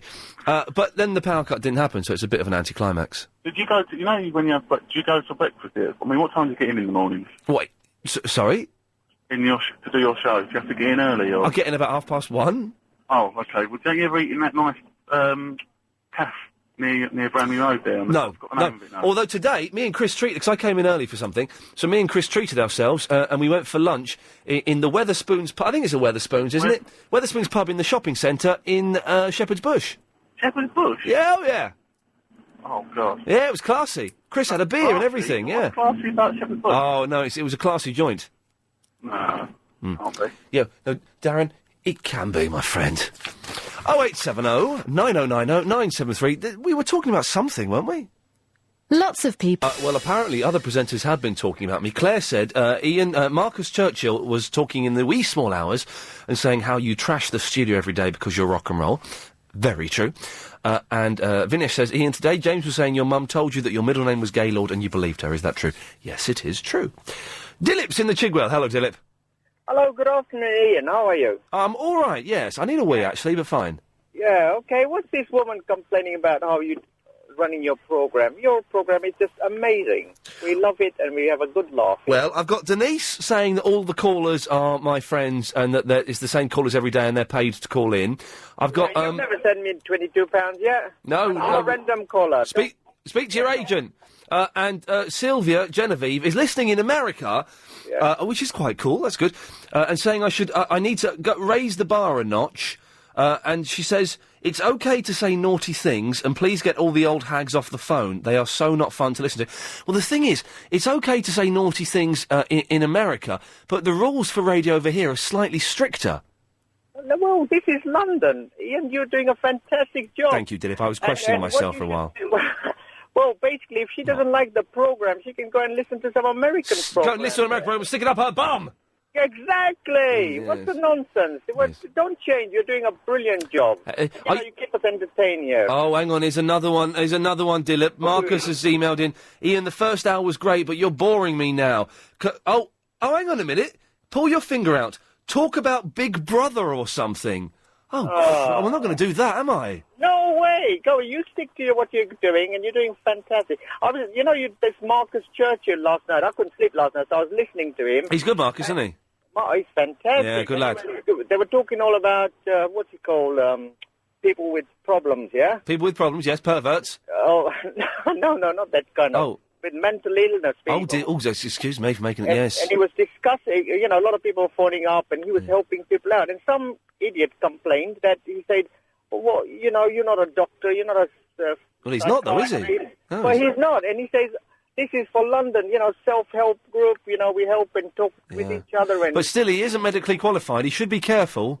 Who is that? Marcus should be careful giving out advice. He's not... Oh, he's not giving advice at all. He's just listening to people. Yeah. And, you know, he's letting London talk to people, and somebody else will say, oh, yeah, I've been through that process. Yes. And, you know. Real life, real London, isn't it? Exactly. You do what you're doing, and you're doing well. Dilip, it's very kind of you to say that. Thank you very much for that. 0870 9090 973. Let's go to line 2. Line 2, you're on the air. Line 2?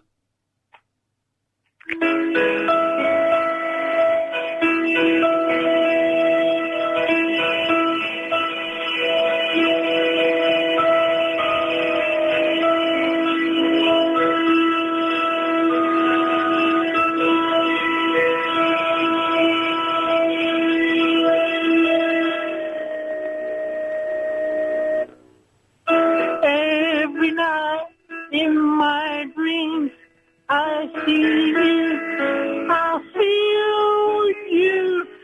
That is how I know you.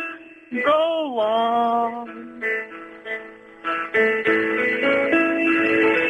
Far across the distance and spaces between us, you have come to show you.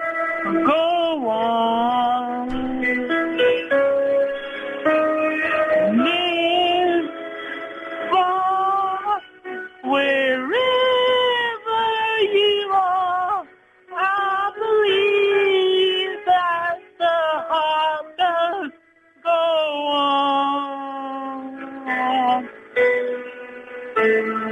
One more, you open the door, and you're here in my heart, and my heart will go on and on.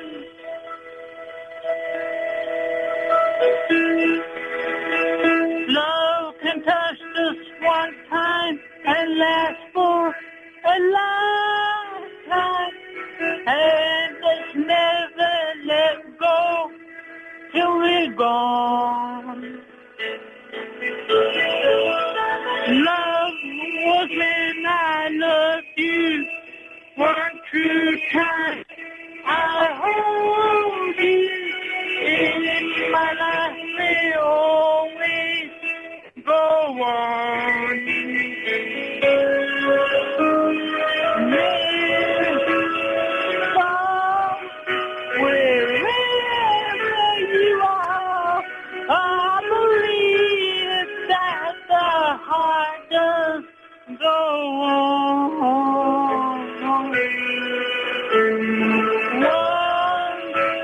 One more, you open the door, and you're here in my heart, and then my heart will go on and on.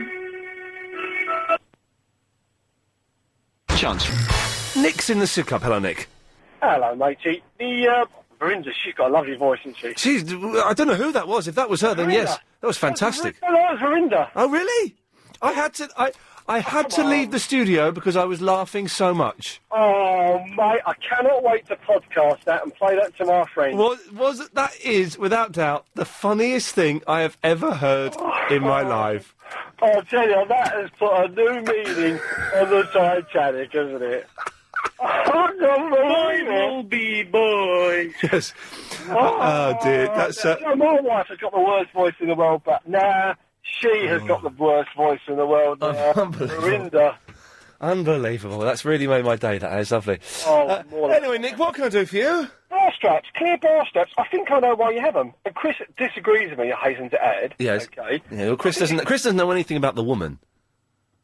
thought that. No, I know about the woman. So come on, Nick, share with me. I've probably forgotten more than he knows. Yes. I think it's because it lets the sun go through, so you get a suntan. No, you don't get the brass. No, you're wrong. No, you're completely wrong. No, you agree with Chris now. Yeah, no, it turns out Chris knows more than you. The reason you have a clear strap is for when you're wearing those little low-cut things, so it looks like you haven't got a strap on. Oh, what have I said there? What? What you just said just now? You just said strap on, didn't you? All right, let's move on from that before... No. Let's not having a nylon thing around your waist now. Let's move on. What it is it looks like you are wearing a strapless... Oh, my God, I'm in so much trouble. A strap on? Yeah, no, I didn't. Okay, Nick, there we go. So, what I meant was, it looks like you are wearing a strapless bra. And I think that's what the see-through brassiere strap is all about. But it doesn't work, because, girls, we can see it. All right? Tiru's in the Wickford. Hello, Tiru. Hello. Hello there. Hello, good afternoon, Ian. Good afternoon, Tiru. I'm really lucky to talk to you today. You're lucky? Yeah. It's not really lucky. You just phone up, you get through. You're lucky if you don't get to talk to me, to be honest. Really? Yes. That song is my favourite song, The Titanic. Oh, right. Was that your favourite version? Oh, I can sing really good like a woman. What's happening today? What is going on? Well, you might as well have a go then if you want. I don't care. Sorry? You want to sing like a woman? Not now, no. No. But I can. Oh, interesting. I wanted to go to this Stars in Their Eyes. Oh, you want to go on Stars in Their Eyes? I wanted to go. I've been trying for a long time. As a woman? No. They don't let you do. Swap sexes on Stars in Their Eyes. I've tried. No, I want to sing other songs. You want to sing an ABBA song? Some other song, yeah. Some other song. What song would you sing on Stars in Their Eyes? The Elton John song. Oh, Crocodile Rock. Something in the air. Doing what in the air? Yeah. Something in the air. What is going on? It's turning into flipping Carry On, but without even innuendos. We're just saying it. Oh. Well, Tira, it's always a pleasure to speak to you. Yeah. We've never spoken before, actually, have we? No, I haven't. We haven't. No. Did you have a point to phone up? Did I say sorry? Yes. Did you say sorry? Yeah. Okay. Yeah, but what did you ask me? Was there a point to your call? Oh, yeah. The point of my call? I just wanted to talk to you, that's all. Okay, well, you've done that now. Okay, thank you. Thank you, my friend. Take care. Bye-bye. Bye-bye. What a nice fellow. Sorry for the last 20 minutes. I have not got a clue what has happened. And I apologise to any parents that may have been put in an embarrassing position there. Let's say no more about it, or I will lose my job. 0870 9090 973, thank you. Oh, yeah. I nearly swore then. Tomorrow. Thank you for the reminder, Kev. Tomorrow is the day that we are updating the correspondent list, so that's going to be really good radio. Ian, I think I must be your only listener in Costa Rica. We've had a lot of emails from around that. Costa Rica had an email from LA earlier on. It's Dan, we're listening in LA. So that's good news, so that's all very exciting. Anyway, 0870 9090 973. Vaguely, we've talked about brass straps. I've got a load of other stuff to talk about. The Street Wars, no one's called in to say they're playing the Street Wars. I'm guessing it's kind of a minority thing. I've got a load of stuff, but I don't want to waste it now. I might save it for next week. Chris, do you reckon I should throw out a new topic, or should I... You're the producer of the show. Save it for tomorrow. So save it all for tomorrow. You think we can sustain the next hour and a half with the calls we've got, bearing in mind that one of them is Leon in the Lakeside? I've got 3 more as well. OK, nice one. Oh, that'll do. I think we heard him giggling like a girl. Let's go to Leon! Aruga, my friend. Aruga! How are you? Yeah, do you know what? I'm all right, but I'm going to be better once I've heard... Aruga! Yeah! Good man. You're not too down about not getting a break. About getting a what? What? Leon? Leon? Oh, God. Leon? Oh, this isn't good. Chris, one of our callers, even though it was only Leon... Now, when I hear that noise in Diagnosis Murder, that means someone's just died. It doesn't sound good. Right, okay. Well, Leon, if Leon was connected to a life support machine, ain't no longer with us. So, Graham, you've got to do the call of 2 men now. Okay, mate. Away you go. It's my first time call, anyway. Okay, lovely. Good to have you here. I'm Thank eating. you very much. I'm eating Maltesers. I hope you don't mind. Are they melted? They're a bit melty, yeah. The chocolate machine downstairs isn't chilled. Oh, you don't have a chiller in your studio? No, we don't have a chiller. No, That's quite poor. That's very poor. It would be a good idea. Although, because we were threatened with this power cut today, we all got an email at 20 to 2 saying, at 2 o'clock, there's going to be a power cut for 4 hours. I know. But it didn't happen here, unfortunately. Well, this is what I was going to question you on. Is it going to affect me and my pals who are going to have a drink around Leicester Square? Do you think?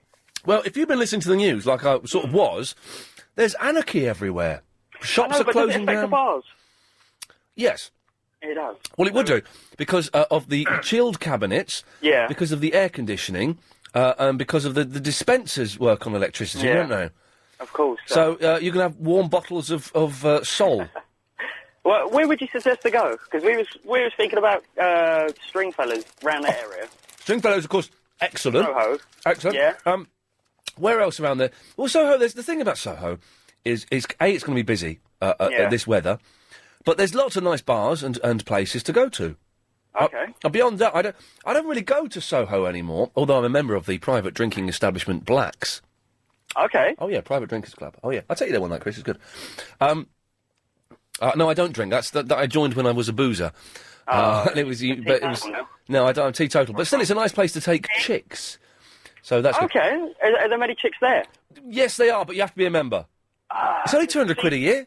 Well, I might have to join. My girlfriend just left me on Sunday, so I was... Oh, mate, don't worry about it. My girlfriend left me at Christmas. It gets better. Beefy, was it? But Beefy left me. Fifi. Beef? No.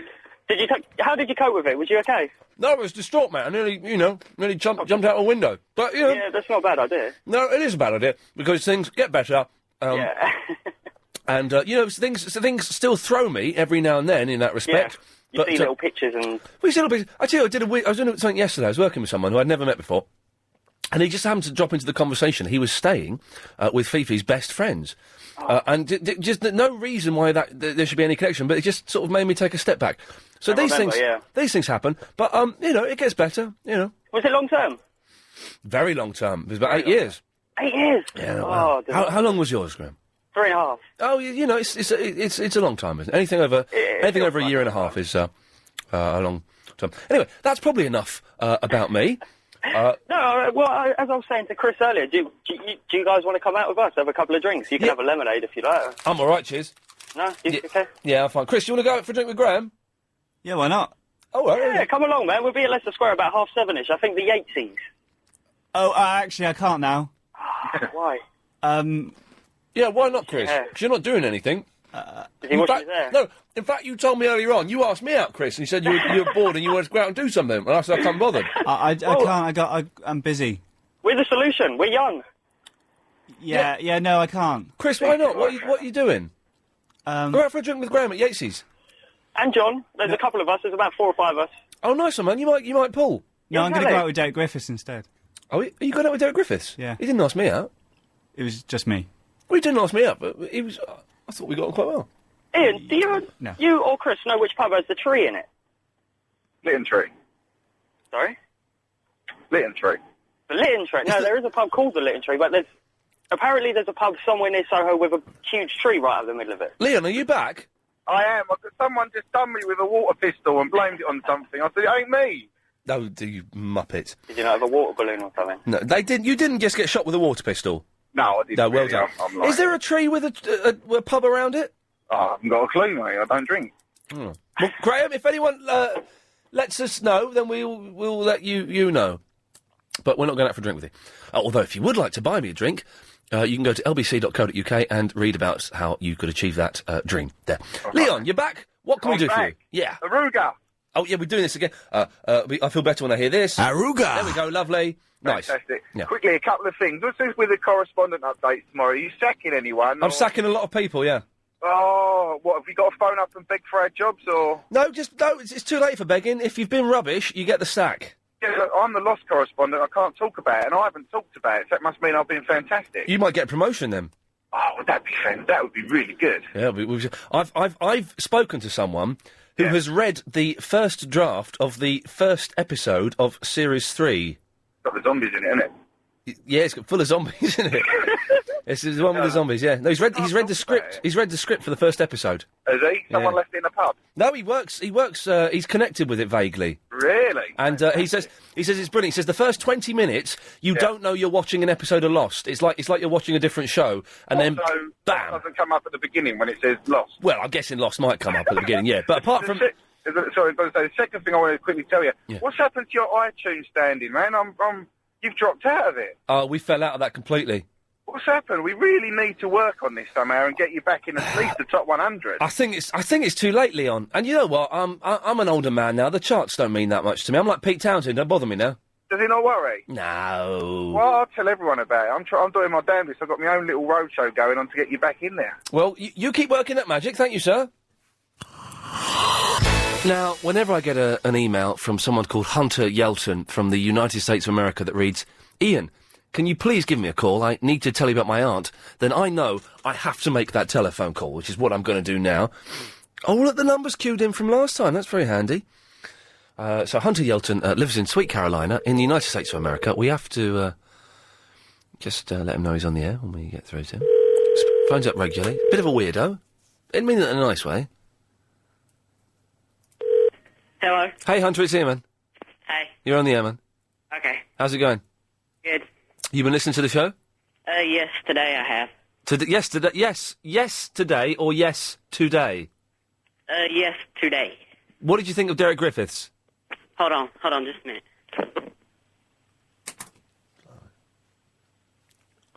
Okay, I'm back. Okay, cool. Hold on. Let me get away from the computer, because... You've just turned something on in the background? Yeah, it was the radio. You've turned it on? It was the radio. Your radio. Oh, so you can hear the radio now? Yeah. Well, could you turn it off? I did. I can hear it. Oh, no, I can't now. I have what I was talking about in the email, or if you even got it.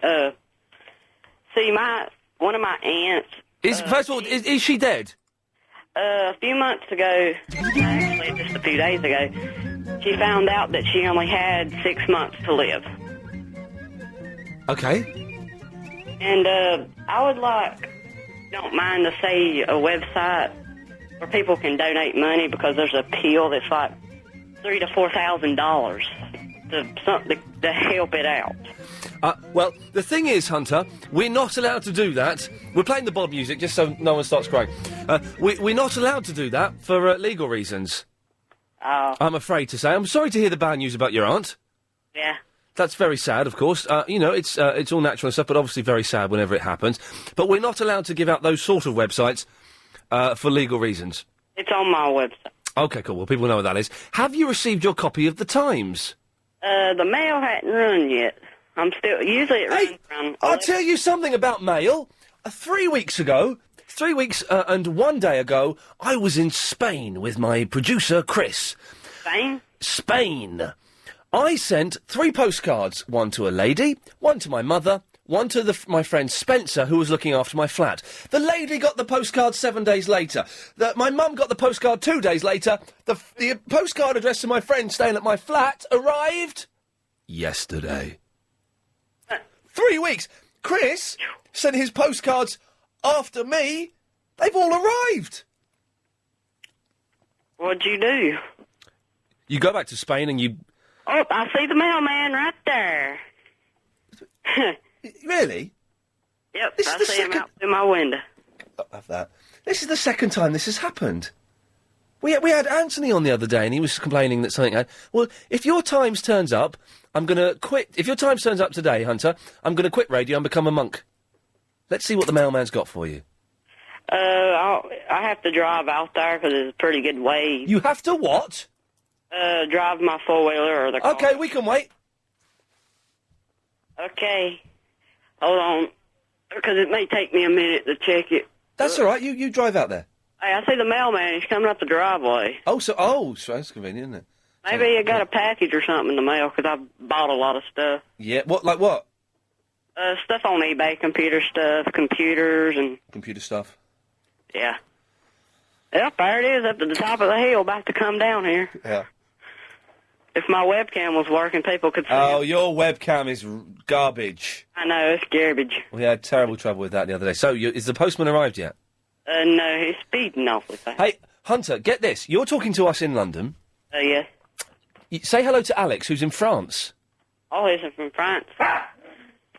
Hunter, good day to you, my friend, but I was calling to speak with Ian. Well, Alex, you can speak to me. Hunter, stay. Let us know when you've checked your post. We'll wait here and keep the line open. We're paying for it. Let me get my shoes on. Okay, we don't have to hear everything. Here. Yeah, pull in here. Okay.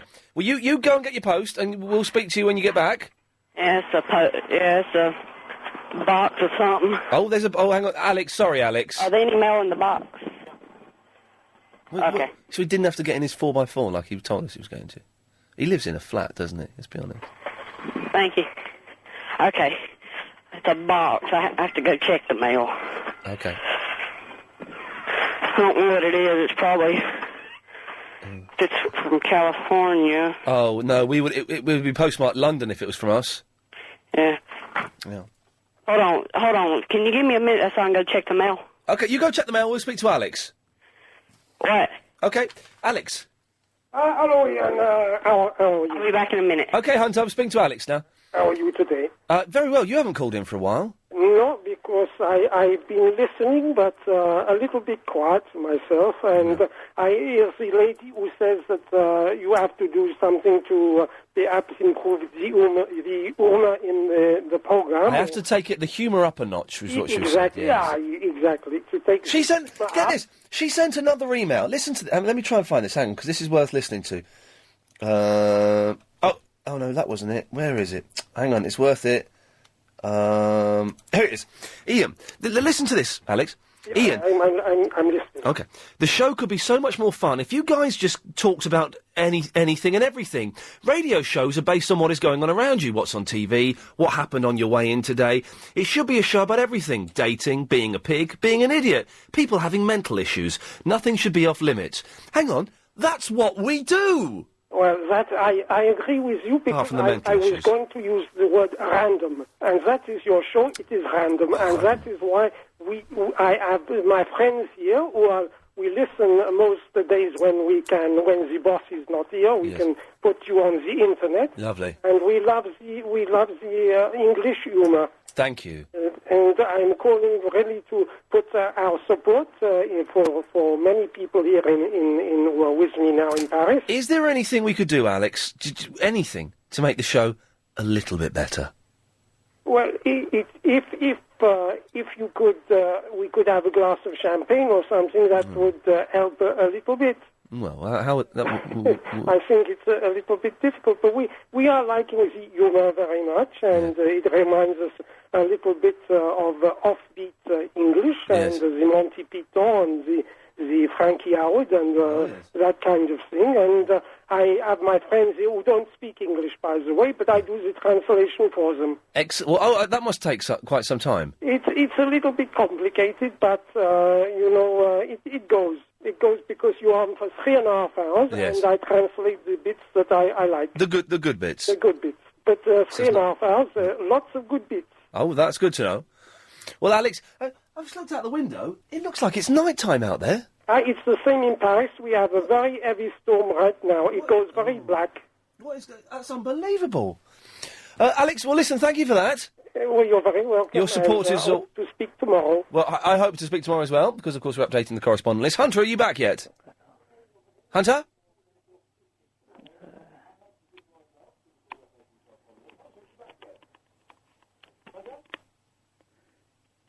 Oh, hello? Hello, Ben. Hello? Hello, Ben. Oh, right, I want to speak to Hunter. I'm a massive country music fan. Okay, I'm back. Oh, there we go. This is ridiculous. Well, we've only got 20 seconds. Hunter, did you get a parcel from us? Nope. Oh, well, that's good. I haven't got to quit my job and become a monk. Well, listen, I nearly belched then. That's unbelievable. Usually I get stuff within 2 days that I order on eBay. Oh, I couldn't care. Right, I've got to take a break. Ben, Hunter, stay there. We'll put you together after this. Thank you. If you've just missed that bit of Iain Lee, you... OK, well, coming up after the news, we will have Ben from Barnet, who wants to speak to Hunter from Sweet Carolina about country... Do you know anything about country music, Hunter? What? Yeah, okay. So that should be fun. If you want to email him, iain@lbc.co.uk. And, of course, if you want to call in and take part in the crazy, mad... Life is a roller coaster. You've just got to ride it, I believe. One trail for Nick Ferris goes. Then 0870 9090 973. It's the second time I've not been in the studio at the top of the hour. So, before the break, we were speaking to Hunter, who's in America, and Ben, who's not. Oh. Yes. So, Ben, you want to ask Hunter a question? Yes. Hello, Hunter. Hey. I'm a massive country music fan, Hunter. Do you like country music? A little bit. And you come from a place where I'm very familiar. Do you know Hilton Head in South Carolina? Yes. I've been to Hilton Head. Travis Tritt. Hey, can y'all hold on just... Sure. Hold on, I got a beep. Oh, don't worry. But beep, what does that mean? Go to do poo-poos? Another phone call. Oh, okay, you take your phone call. Yeah, tell you what. This is Give me 1 second. Yeah, tell you what, don't finish the phone call you're doing on the radio. Go and take the other phone call, Hunter, yeah. Okay, hold on. I know what we can do to make the time a little bit better. We can play this.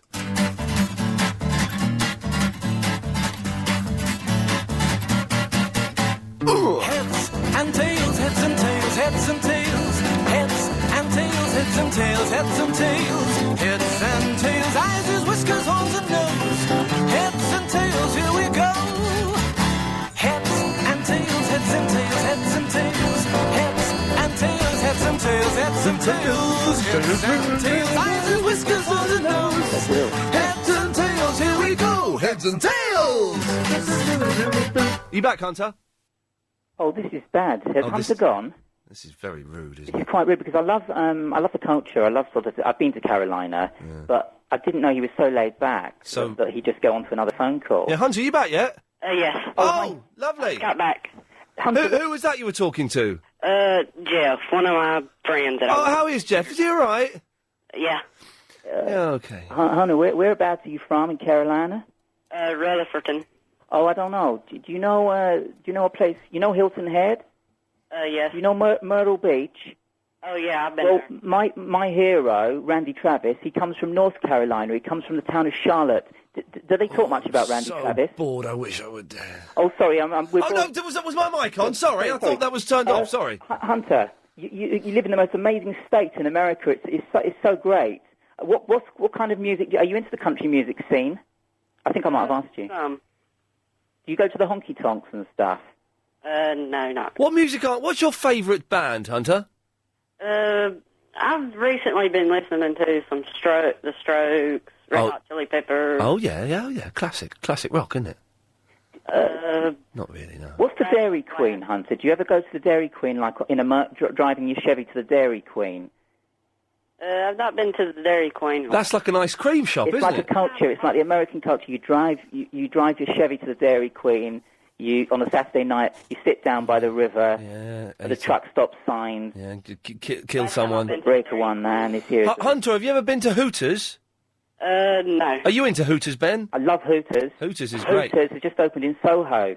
Oh, really? Oh, no. What's his name? Peter Stringfellow. Yes. Hunter, Ben, anything else you want to ask Hunter? No, Hunter, I love your culture and I love country music, and it's a shame you're not so much of a fan as me of country. Take care, man. Okay. Take care. It's good talking to you, man. Okay. Ian. I'll hand you back to Ian now. He's not interested, is he, Ben? No, I'm gonna. I was a bit disappointed. I thought you'd be really interested. But can I hand you back to Ian now? Aruga. Bye. Bye. Ian. Yes. Oh, dang it. God damn it. Are they on? Do you know any good calling cards that I'm be able to call over there? Because I ain't got much time left on my other one. It's messed up and it doesn't work right. Calling cards? Yeah. Now, who are you calling in England? You. We call you. I was thinking I may give you a break, but. No, listen, don't worry about us calling you. It's not fun. I don't mind paying for it. Anyway, Hunter, I've got a dash because as I'm sure you're aware it's 5:38. It's time for the daily 5:38 Daily Correspondent Update. Brought to you every day. Daily. Salutations, it's Dave, the longest staff Uber correspondent in the love of Anna Raven. Yes. Did you know that the longest champagne cork flight ever measured a long 177 feet 9 inches? I wish that cork knocked Mike Sticken's eyes out. That should shut him up.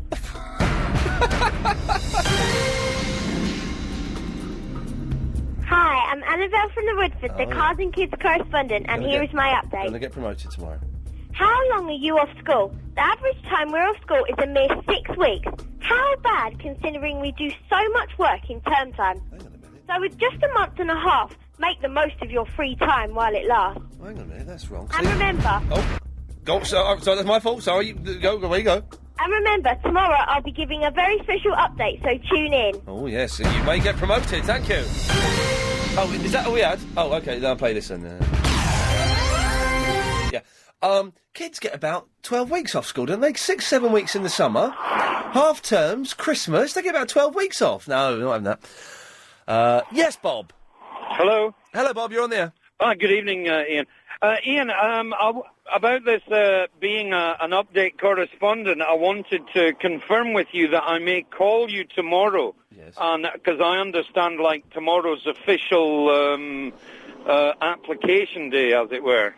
But I can only call you between 4 and 5. Is that going to be acceptable?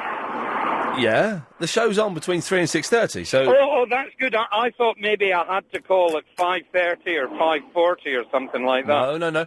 If you want to be a correspondent, and if you want to replace someone, if you want to come up with your own correspondence title, or if you want to recommend someone getting the sack, you must call any point between 3 and 6 tomorrow. Oh, excellent. Because I want to be a new subject, as I've told you, at my association that I've formed. And I want to do that. Is that okay? Remind me of what you want to be a correspondent for? It's the Non-Conformist Erethan District River Widening Association. Oh, you're this idiot. And yeah. you're the fellow that thought that me burning lavender oil was gay. Oh, also, Ian, you'll hurt yourself. I mean, I was perfectly serious, because obviously you're burning a candle, carcinogens, and, you're going to hurt yourself. Which, let's get down to it, hurting yourself is a pretty gay thing to do, you know what I mean? No, I don't think it's necessarily...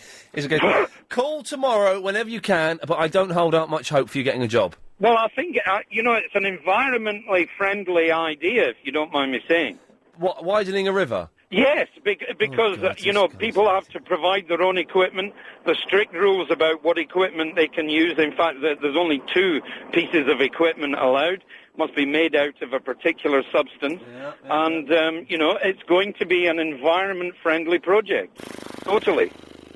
It's going to help drought, and it's going... Oh, dear. John is in the East Sheen. Hello, Ian. Hello, John, you're on the air. Oh, I'm sorry, I've fallen asleep listening to that geezer. I'm sorry. My God, boring. Yeah. I was just finding out to let that fella know where the pub with the tree in it was. Oh, yes, go on, where is it? It's Waxy O'Connor's. Yeah. I don't know the name of the street, unfortunately, but you know where Planet Hollywood is on... I forgot. Well, that's near Leicester Square, yes? Yeah, you just go up past Planet Hollywood and it's on the right-hand side. Brilliant. Do you remember who used to have a sandwich bar opposite Planet Hollywood? On the corner where I think there's now a newsagent's. I know the newsagents. Who's the sandwich bar? There's a newsagent's on the corner. Yeah. It used to be a sandwich bar. Right. Gary Glitter. No. Gary Glitter used to have a sandwich. Graham Punnett only. Access your PC from anywhere. For a trial, visit gotomypc.co.uk, click the radio listener icon and use the promo code LBC. Terms and conditions apply. Time for news headlines now with Claire Miller. Power cuts causing havoc in the West End. Shops and offices have closed early and the problems could go on until tomorrow. Sir Ian Blair says the decision to prosecute Scotland Yard over the shooting of Jean-Charles de Menezes could have significant consequences for everyday policing. And it's the European premiere of Miami Vice in Leicester Square tonight. Colin Farrell and Jamie Foxx are expected on the red carpet. London's weather, some thundery showers around this evening. Mainly dry overnight, though. Lows of a mild 18 Celsius. And right now in Westminster, it's 27 Celsius. Thank you for that. Travel news now with Alan Joyce. Power problems in the centre of town still causing problems around Piccadilly Circus Griffiths, where the traffic lights are still not working, and also a number of other lights out along Regent Street, including the junction with Conduit Street. M25, though, massive problems down the clockwise side. The motorway completely blocked clockwise just before junction 11 at Chertsey. The police have now stopped all the traffic there, a whole number of vehicles involved, so it may be that they're trying to drag them onto the hard shoulder. Can't see it on the camera at the moment, but appreciate your updates. 08000 68 60 80. Heavy thundery showers, especially to the west of town, now starting to cause big problems as well, and Chertsey Road in Witton's looking quite flooded going southbound on the Hospital Bridge roundabout down towards Apex Corner. Traffic just creeping along there. Very busy heading out of town on the A4 from Hammersmith out towards the elevated section of the M4 after a couple of breakdowns, plus of course still that burst water main from yesterday. Bishopsbridge Road in Paddington is closed both ways with an accident at Porchester Road, and the A23 in Merstham is also shut both ways outside the Feathers pub following an accident there from this morning. As for the tubes, Piccadilly line suspended between Oakwood and Cockfosters with severe delays on the Heathrow branch as well. Croydon Tramlink suspended between Arena and Elmers End because of a line-side fire, and South Eastern facing disruption between Denmark Hill and Blackfriars. Your next update in 15 minutes. LBC 97.3 travel with Confused.com. When it comes to car insurance, we'll do the legwork for you. Hi, I'm Gary King. Win a trip to New York. I mean, look what's happened here. This normally happens at the start of the show. My headphones have gone for a burn here. Hang on a second. Greeky, you'll have to talk, mate. My headphones are broken. Hello, how are you, Ian Lee? Hello, London. Hello, the world, as I always say, as the world is phoning you today. France, America, or you're phoning them. Carry on, because yes, my headphones are how's good. everybody out there, Chris? Agent Chris, you all right? Are your mics working? Your earphones working? Yeah, fine. What's happening with Ian Lee's load? He's got technical problems, has he? I can't talk, I'm too busy. Okay, all right. Anyway, Greeky line on the air. At the moment, you'll see thundering showers. It's getting dark. Okay, we're back. Cheers for that, Greeky. Yeah? Yeah. So, what can I do for you? Oh, by the way, we've had an email from Alicia saying, can you please play a snippet of that weird girl singing that song earlier on? We're trying to hunt it down. If we can find a clip of it, we will. But the computers are not very good. So, Greeky, you've called in? Yeah, I called in to say hello, Ian Lee, and I loved the music that you played of Derek. Oh, Derek Griffiths, wasn't he great? What a nice man. Jambo in Africa and in Kenya. Yes. Jambo means hello. Oh, yes. I was surprised he never told us that, actually, but I'm sure he knows that. Because, no, he had this one. Here we go.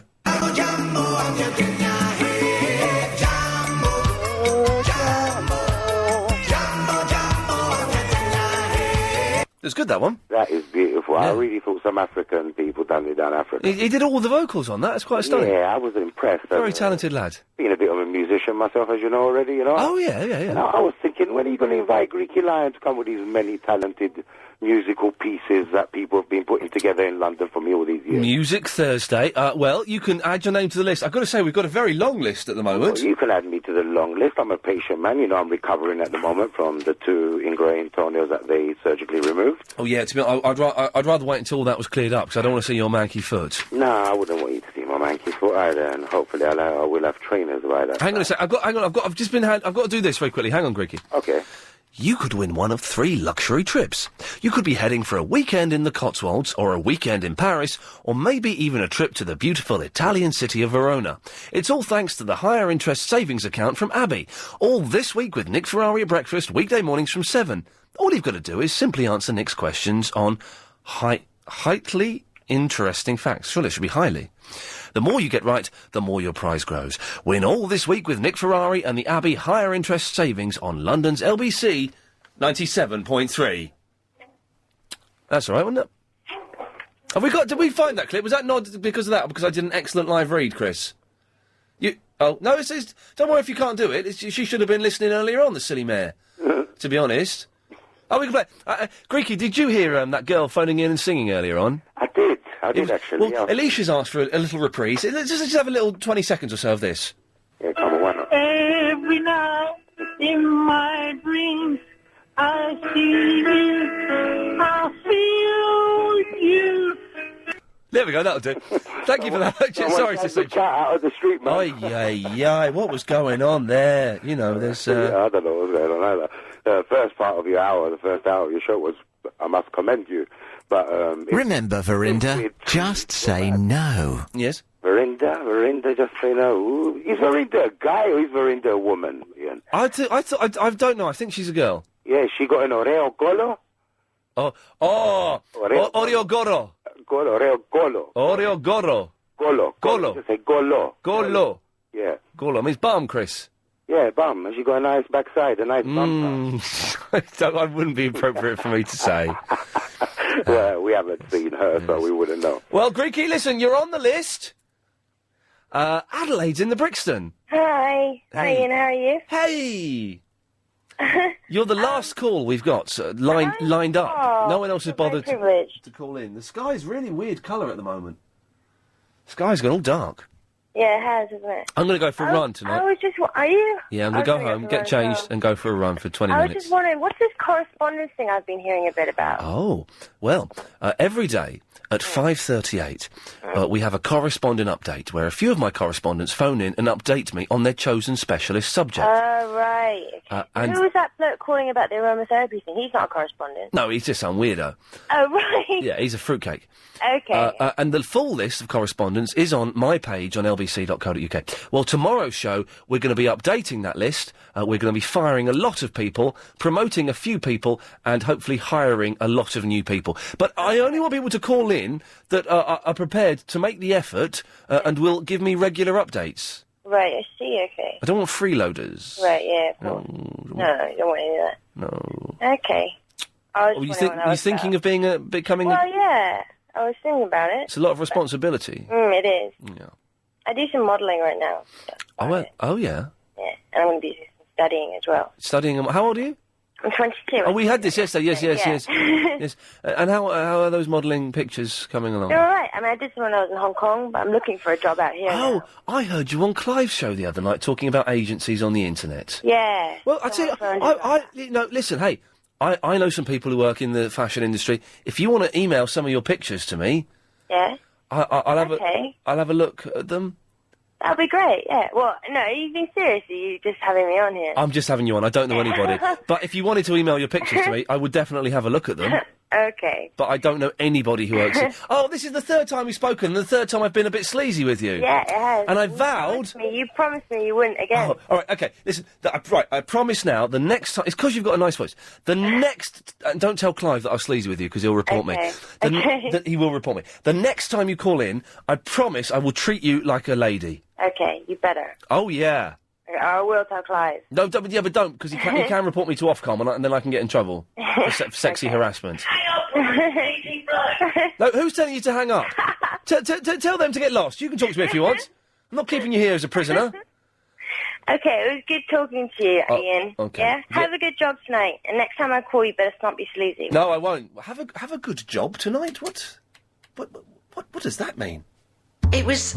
Yes, Elliot, I think you can call on Skype. Elliot's in Tokyo and wants to call in. Yes, we have had calls on Skype. It slightly confuses our system, but you can. And hello to Anita. Craig is in the Hoddesdon. Hello. Hello, Craig. How you doing, you alright? Oh, yeah. Yeah. Is it raining there? Not yet, but it's very, very overcast. It's like evening. Flooded here. Pouring down.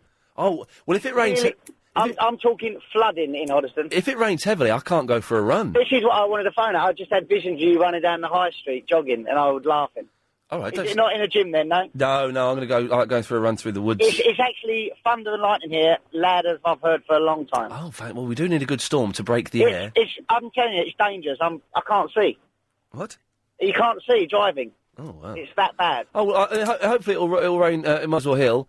And I won't have to go for a run. But yeah, my it's good for the garden. Yes. Oh, yeah, it'd be nice, wouldn't it? Was that lady was that sexy model girl that you spoke to just now? Yeah. Whose boyfriend phoned up? No, that ruined it. No, that was that one whose boyfriend phoned up. I think was called Carmel or something. Oh, was that not her? No, I just caught the end of it. No, that was one called Adelaide. I thought it was her again. No, it's Adelaide. Half Chinese, half Scottish, 22-year-old model. Yeah, I bet she looked a bit funny though.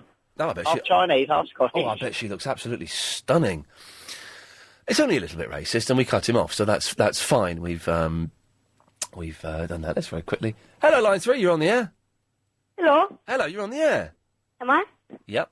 Can I say hi to my mum? Yeah, of course you can. Hi, Mum. It's Joe. What's up? I called in. Yeah. Put the phone down, little boy. So, half term. There we go. I bet Adelaide looks gorgeous, actually. I may ask her out on a date.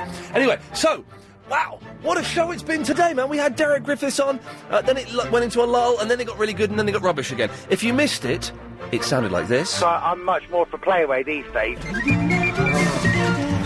Oh, yeah.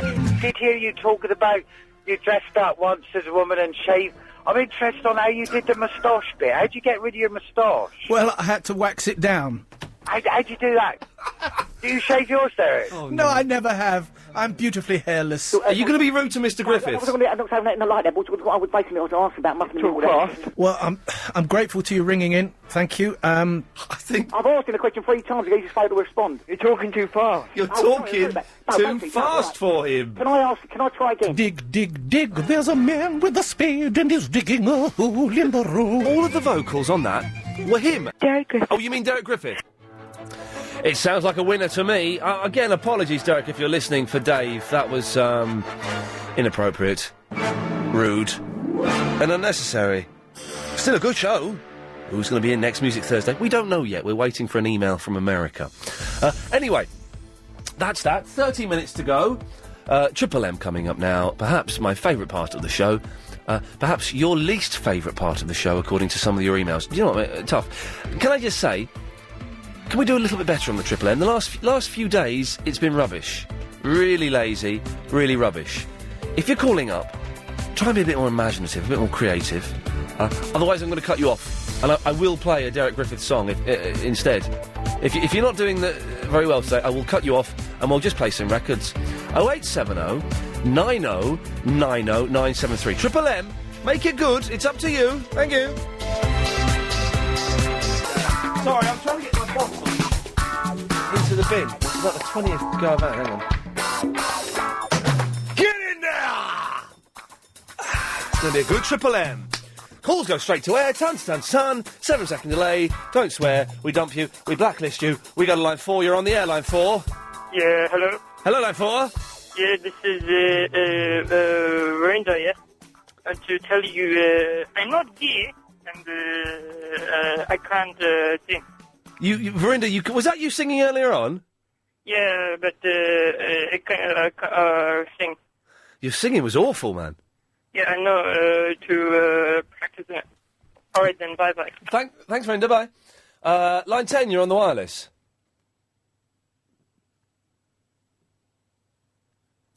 Line 10?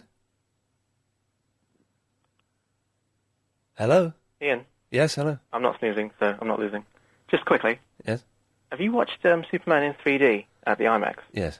You did? Yes. Do you reckon it's better? Do you reckon it's worth it? It's good, but there's only about 14 minutes that's in 3D. Is it all in one big lump sum of 14 minutes? Or No, it's spread out. There's the... Have you seen Superman? No, I haven't. I'm trying to decide whether to watch the 2-dimensional or the 3-dimensional version. I really enjoyed the 3D, but it's... I mean, the scene at the end, it's only 20 seconds long, forget that. The scene at the start is a bit silly. There are 2 brilliant scenes that are in 3D that are brilliant. Okay. I've got a few other things to ask you. Okay. Any chance of getting Verinda singing on CD or MP3 download? Oh, gosh. Well, possibly, yes. I've got to say, a lot of people, complain about Verinda. Yeah. But it took guts to do what he did, and it was absolutely brilliant. I think him singing My Heart Will Go On, it is the funniest thing I've heard in a long, long time. Well, yeah, and it took a lot of guts to do that. Totally. A lot of people just ring up, sing, put the phone down. Yeah.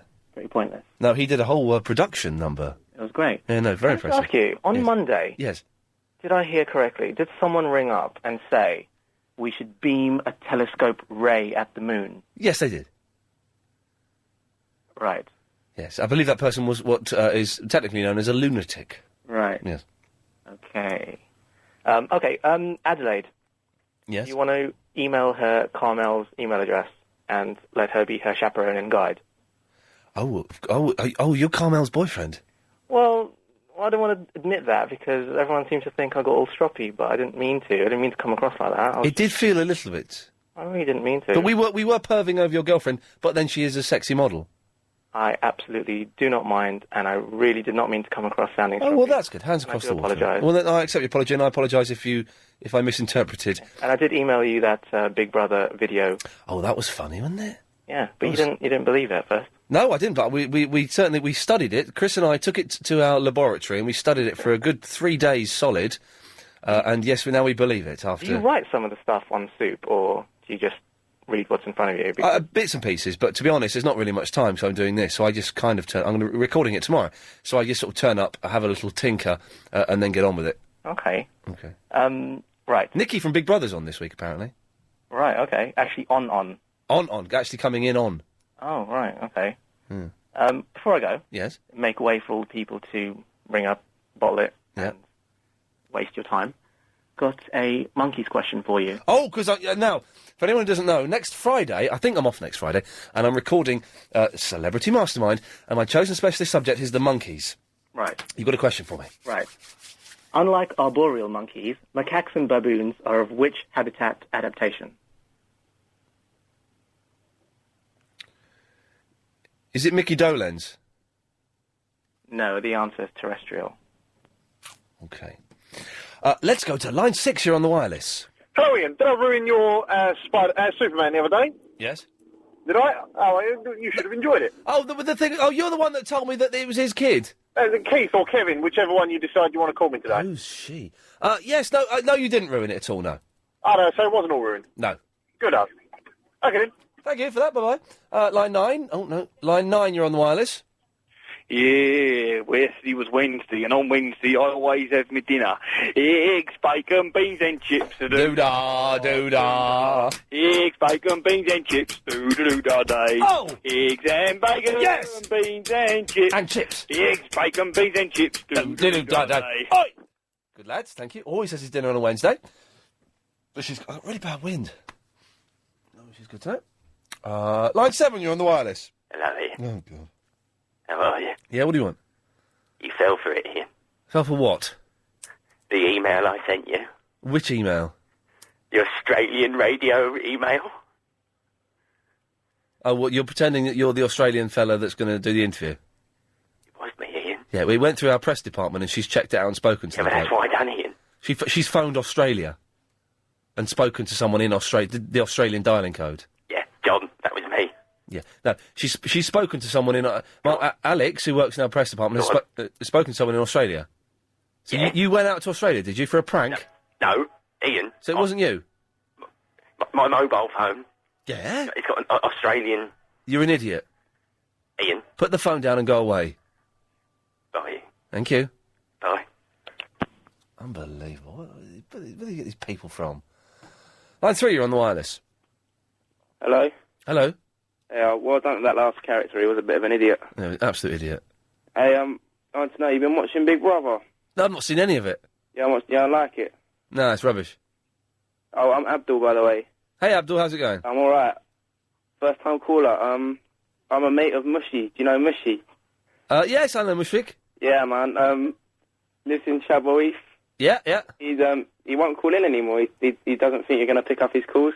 Well, I picked up this call. Yeah, no, it's on my phone. I thought I'd call in and see if I got through. But I'm from White City. I'm going to go and see him in a bit. I wondered if he had a message for him or anything. No message from him. No. Does he talk about interesting stuff when he calls in? No, not at all. He's boring. He likes his politics, doesn't he? I don't know. I don't listen to him. This is your phone, is it? This is my phone, no. Whose phone is this? This is my mate's phone. Whose phone? Hang on a minute. This is Amir's phone. All right, because you know the numbers come up, don't you? Yeah. So it's. No worries. Yeah, it's Amir and Mushy's house. All right. Okay. Yeah, no worries. Mushy ain't here though. No worries. You No. don't know. No, I don't know we're doing this. Yeah, so why don't you like Big Brother? It's rubbish. You reckon? Would you go on Celebrity Big Brother if they asked you? They've asked me and I've said no, but if I was desperate for cash, I would. Of course, would. Yeah, and did you say Nikki's coming on your show later? Not on this show. On the Celebrity Soup, which is on the E Entertainment channel. She'll be on that on Saturday night at 6:30. Oh, can you call into that? No. People can't call in. Oh, it's a shame. I wanted to speak to her. No, I'm going to speak to her tomorrow. She may even fall in love with me. Oh, I wish she'd fall in love with me. She's quite pretty, I think. Yes. Don't you think? She's all right, yeah. Yeah. Anyone else? What about other celebrities? Yeah, some of them are pretty, aren't they? No, which ones do you like? Oh, like Abby Titmus and stuff. Oh, no ways, man. Yeah. Anyway, listen, thanks for calling. See you later. Why do I bother? Wanna save on a sofa, they're all Adelaide wants to email me. Then I have an email address of Carmel, who may or may not be able to help you. Anyway, Triple M 0870 9090 973. Your calls go straight to air. We go to line 2. Line 2, you're on the wireless. All right, it's Verinda. Hey, Verinda, how's it going, man? I can't believe I've done that. What, just called up just now?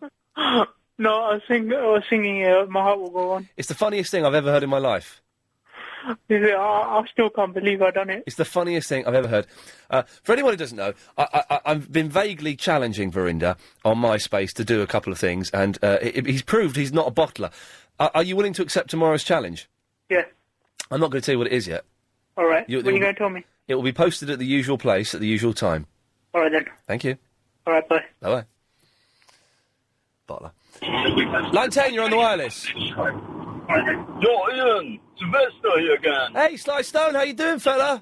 Yeah, a little bit concerned, I think you cut me off yesterday. A little bit upset, Gotta get over it, move on. Yes, everyone gets cut off eventually, Sly. Yeah, I know, but a little goodbye wouldn't have hurt, Ian. Well, look, you know what it's like at the friend. Anyway, can I just say something, please? Please do, sir. We had Mr. T in Rocky 3.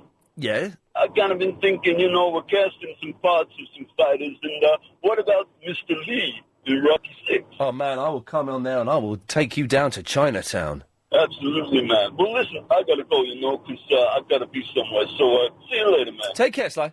Okay, bye. Oh, nice guy. Okay, there we go, I'll cuss him off there. Line 9, you're on... oh, no, what's going on here? Line 10, you're on the wireless. Hi, Ian. Hello, Line... Phone here. Hello?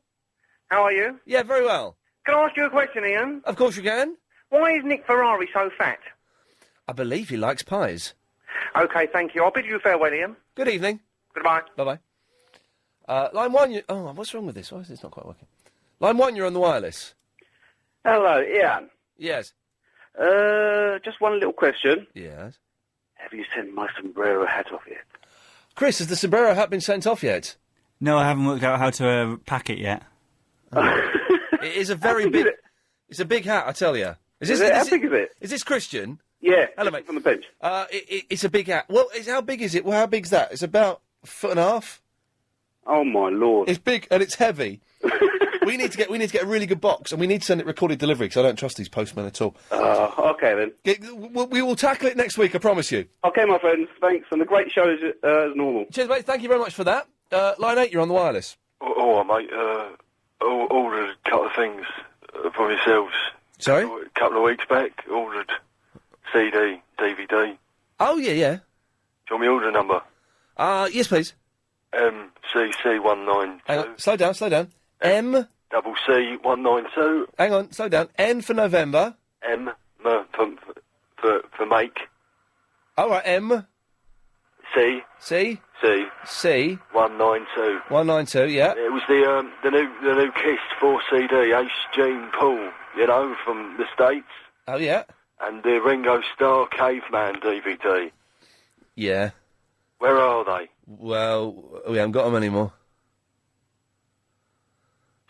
We ran out. Caveman's overrated anyway.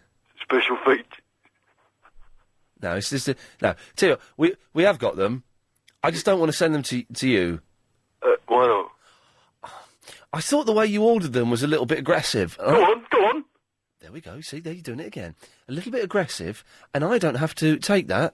So what I've done is I've taken the money and I've siphoned it off into my own private account. I've kept the... Impossible. Send postal orders, mate. Postal orders.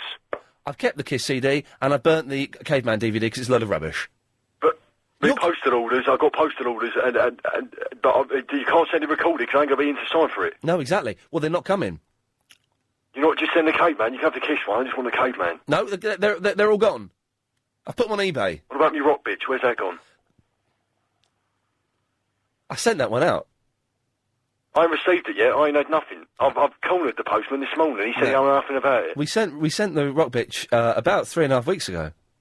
You should have got that by now. It's probably been lost. Sorry about that. I ain't using you again. Which rock bitch? Let me just get. Which rock bitch album was it? Was it the DVD? Oh, the bitch live. No, what? Super bitch.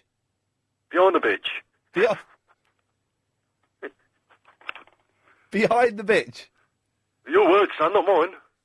Special features, wasn't it? That's the documentaries Behind the Bitch. Yeah. It's called Bitchcraft. Cool. I sent that one about 3 weeks ago. Recorded? Or UPS? Oh, just first class, isn't it? I cancel my order, I don't want none of it. I'll get it in HMV. Or Virgin. They won't do rock bitch. I'll have the rock bitch. I've sent that. I've sent the rock bitch. I've sent that to you. You should have that by now. And the others, well, you can't have them. I don't want the kiss one, mate. I know you've already said you're keeping it. I want the rock bitch because I can't get it in this country. I've sent that one. I can't get the rock bitch in this country because I can't. All right. So I need that. Why not? For legal. It's my neighbour. It's available. Look, mate. Is it legal reasons? No, it ain't the sort of thing I want to watch. But it's my neighbour. He's been banging on at me for weeks now about where is it, and I don't want nothing to do with it. I'm going to pass it straight to him when I get it. All right, listen. Let me check the computer. Can you give us a call next week? Yeah, all right. When? Give us a call next Tuesday, and we'll. Don't call me at home, though. Don't tell me wife, because. Oh. Suspicious. I'll ring you next week. Bye. Yeah. That's odd, wasn't it? What's going on there? Yes, line 1. You're on the wireless. With no power, how are people going to get their slush puppies? Hey! Well, that's really taken the country by storm, hasn't it? The excitement of this. Slush puppy! Hey, hey, hey! Ugh, horrible things. Line 9, you're on the wireless.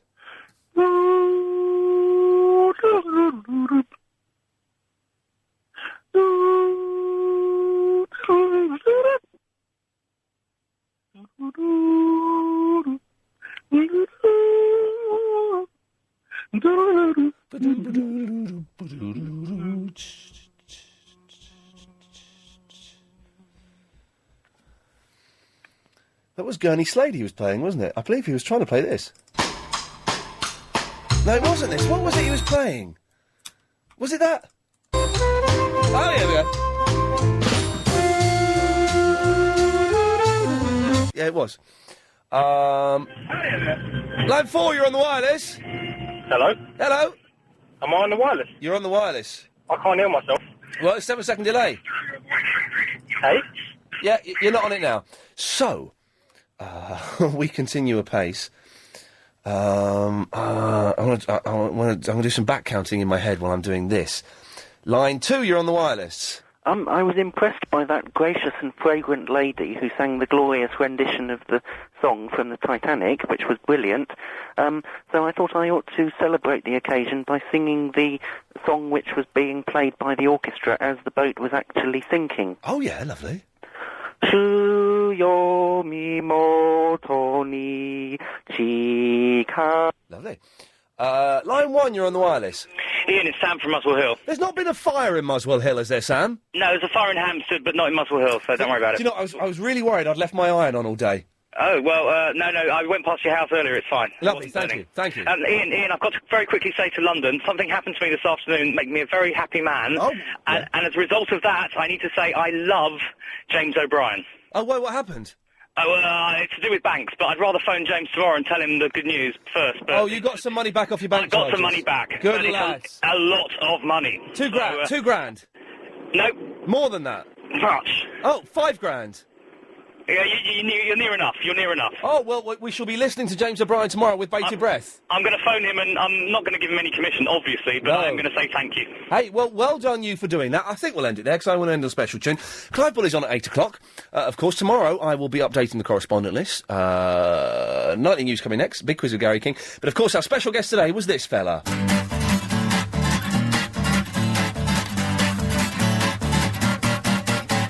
Heads and tails, heads and tails, heads and tails, heads and tails, heads and tails, heads and tails, heads and tails, eyes, ears, whiskers, horns and nose, heads and tails, here we go. Heads and tails, heads and tails, heads and tails, heads and tails, heads and tails, heads and tails, heads and tails, eyes, ears, whiskers, horns and nose, heads and tails, here we go. Heads and tails. This show is completely. If Ian Lee in any way approaches being funny, he doesn't mean it. If Ian Lee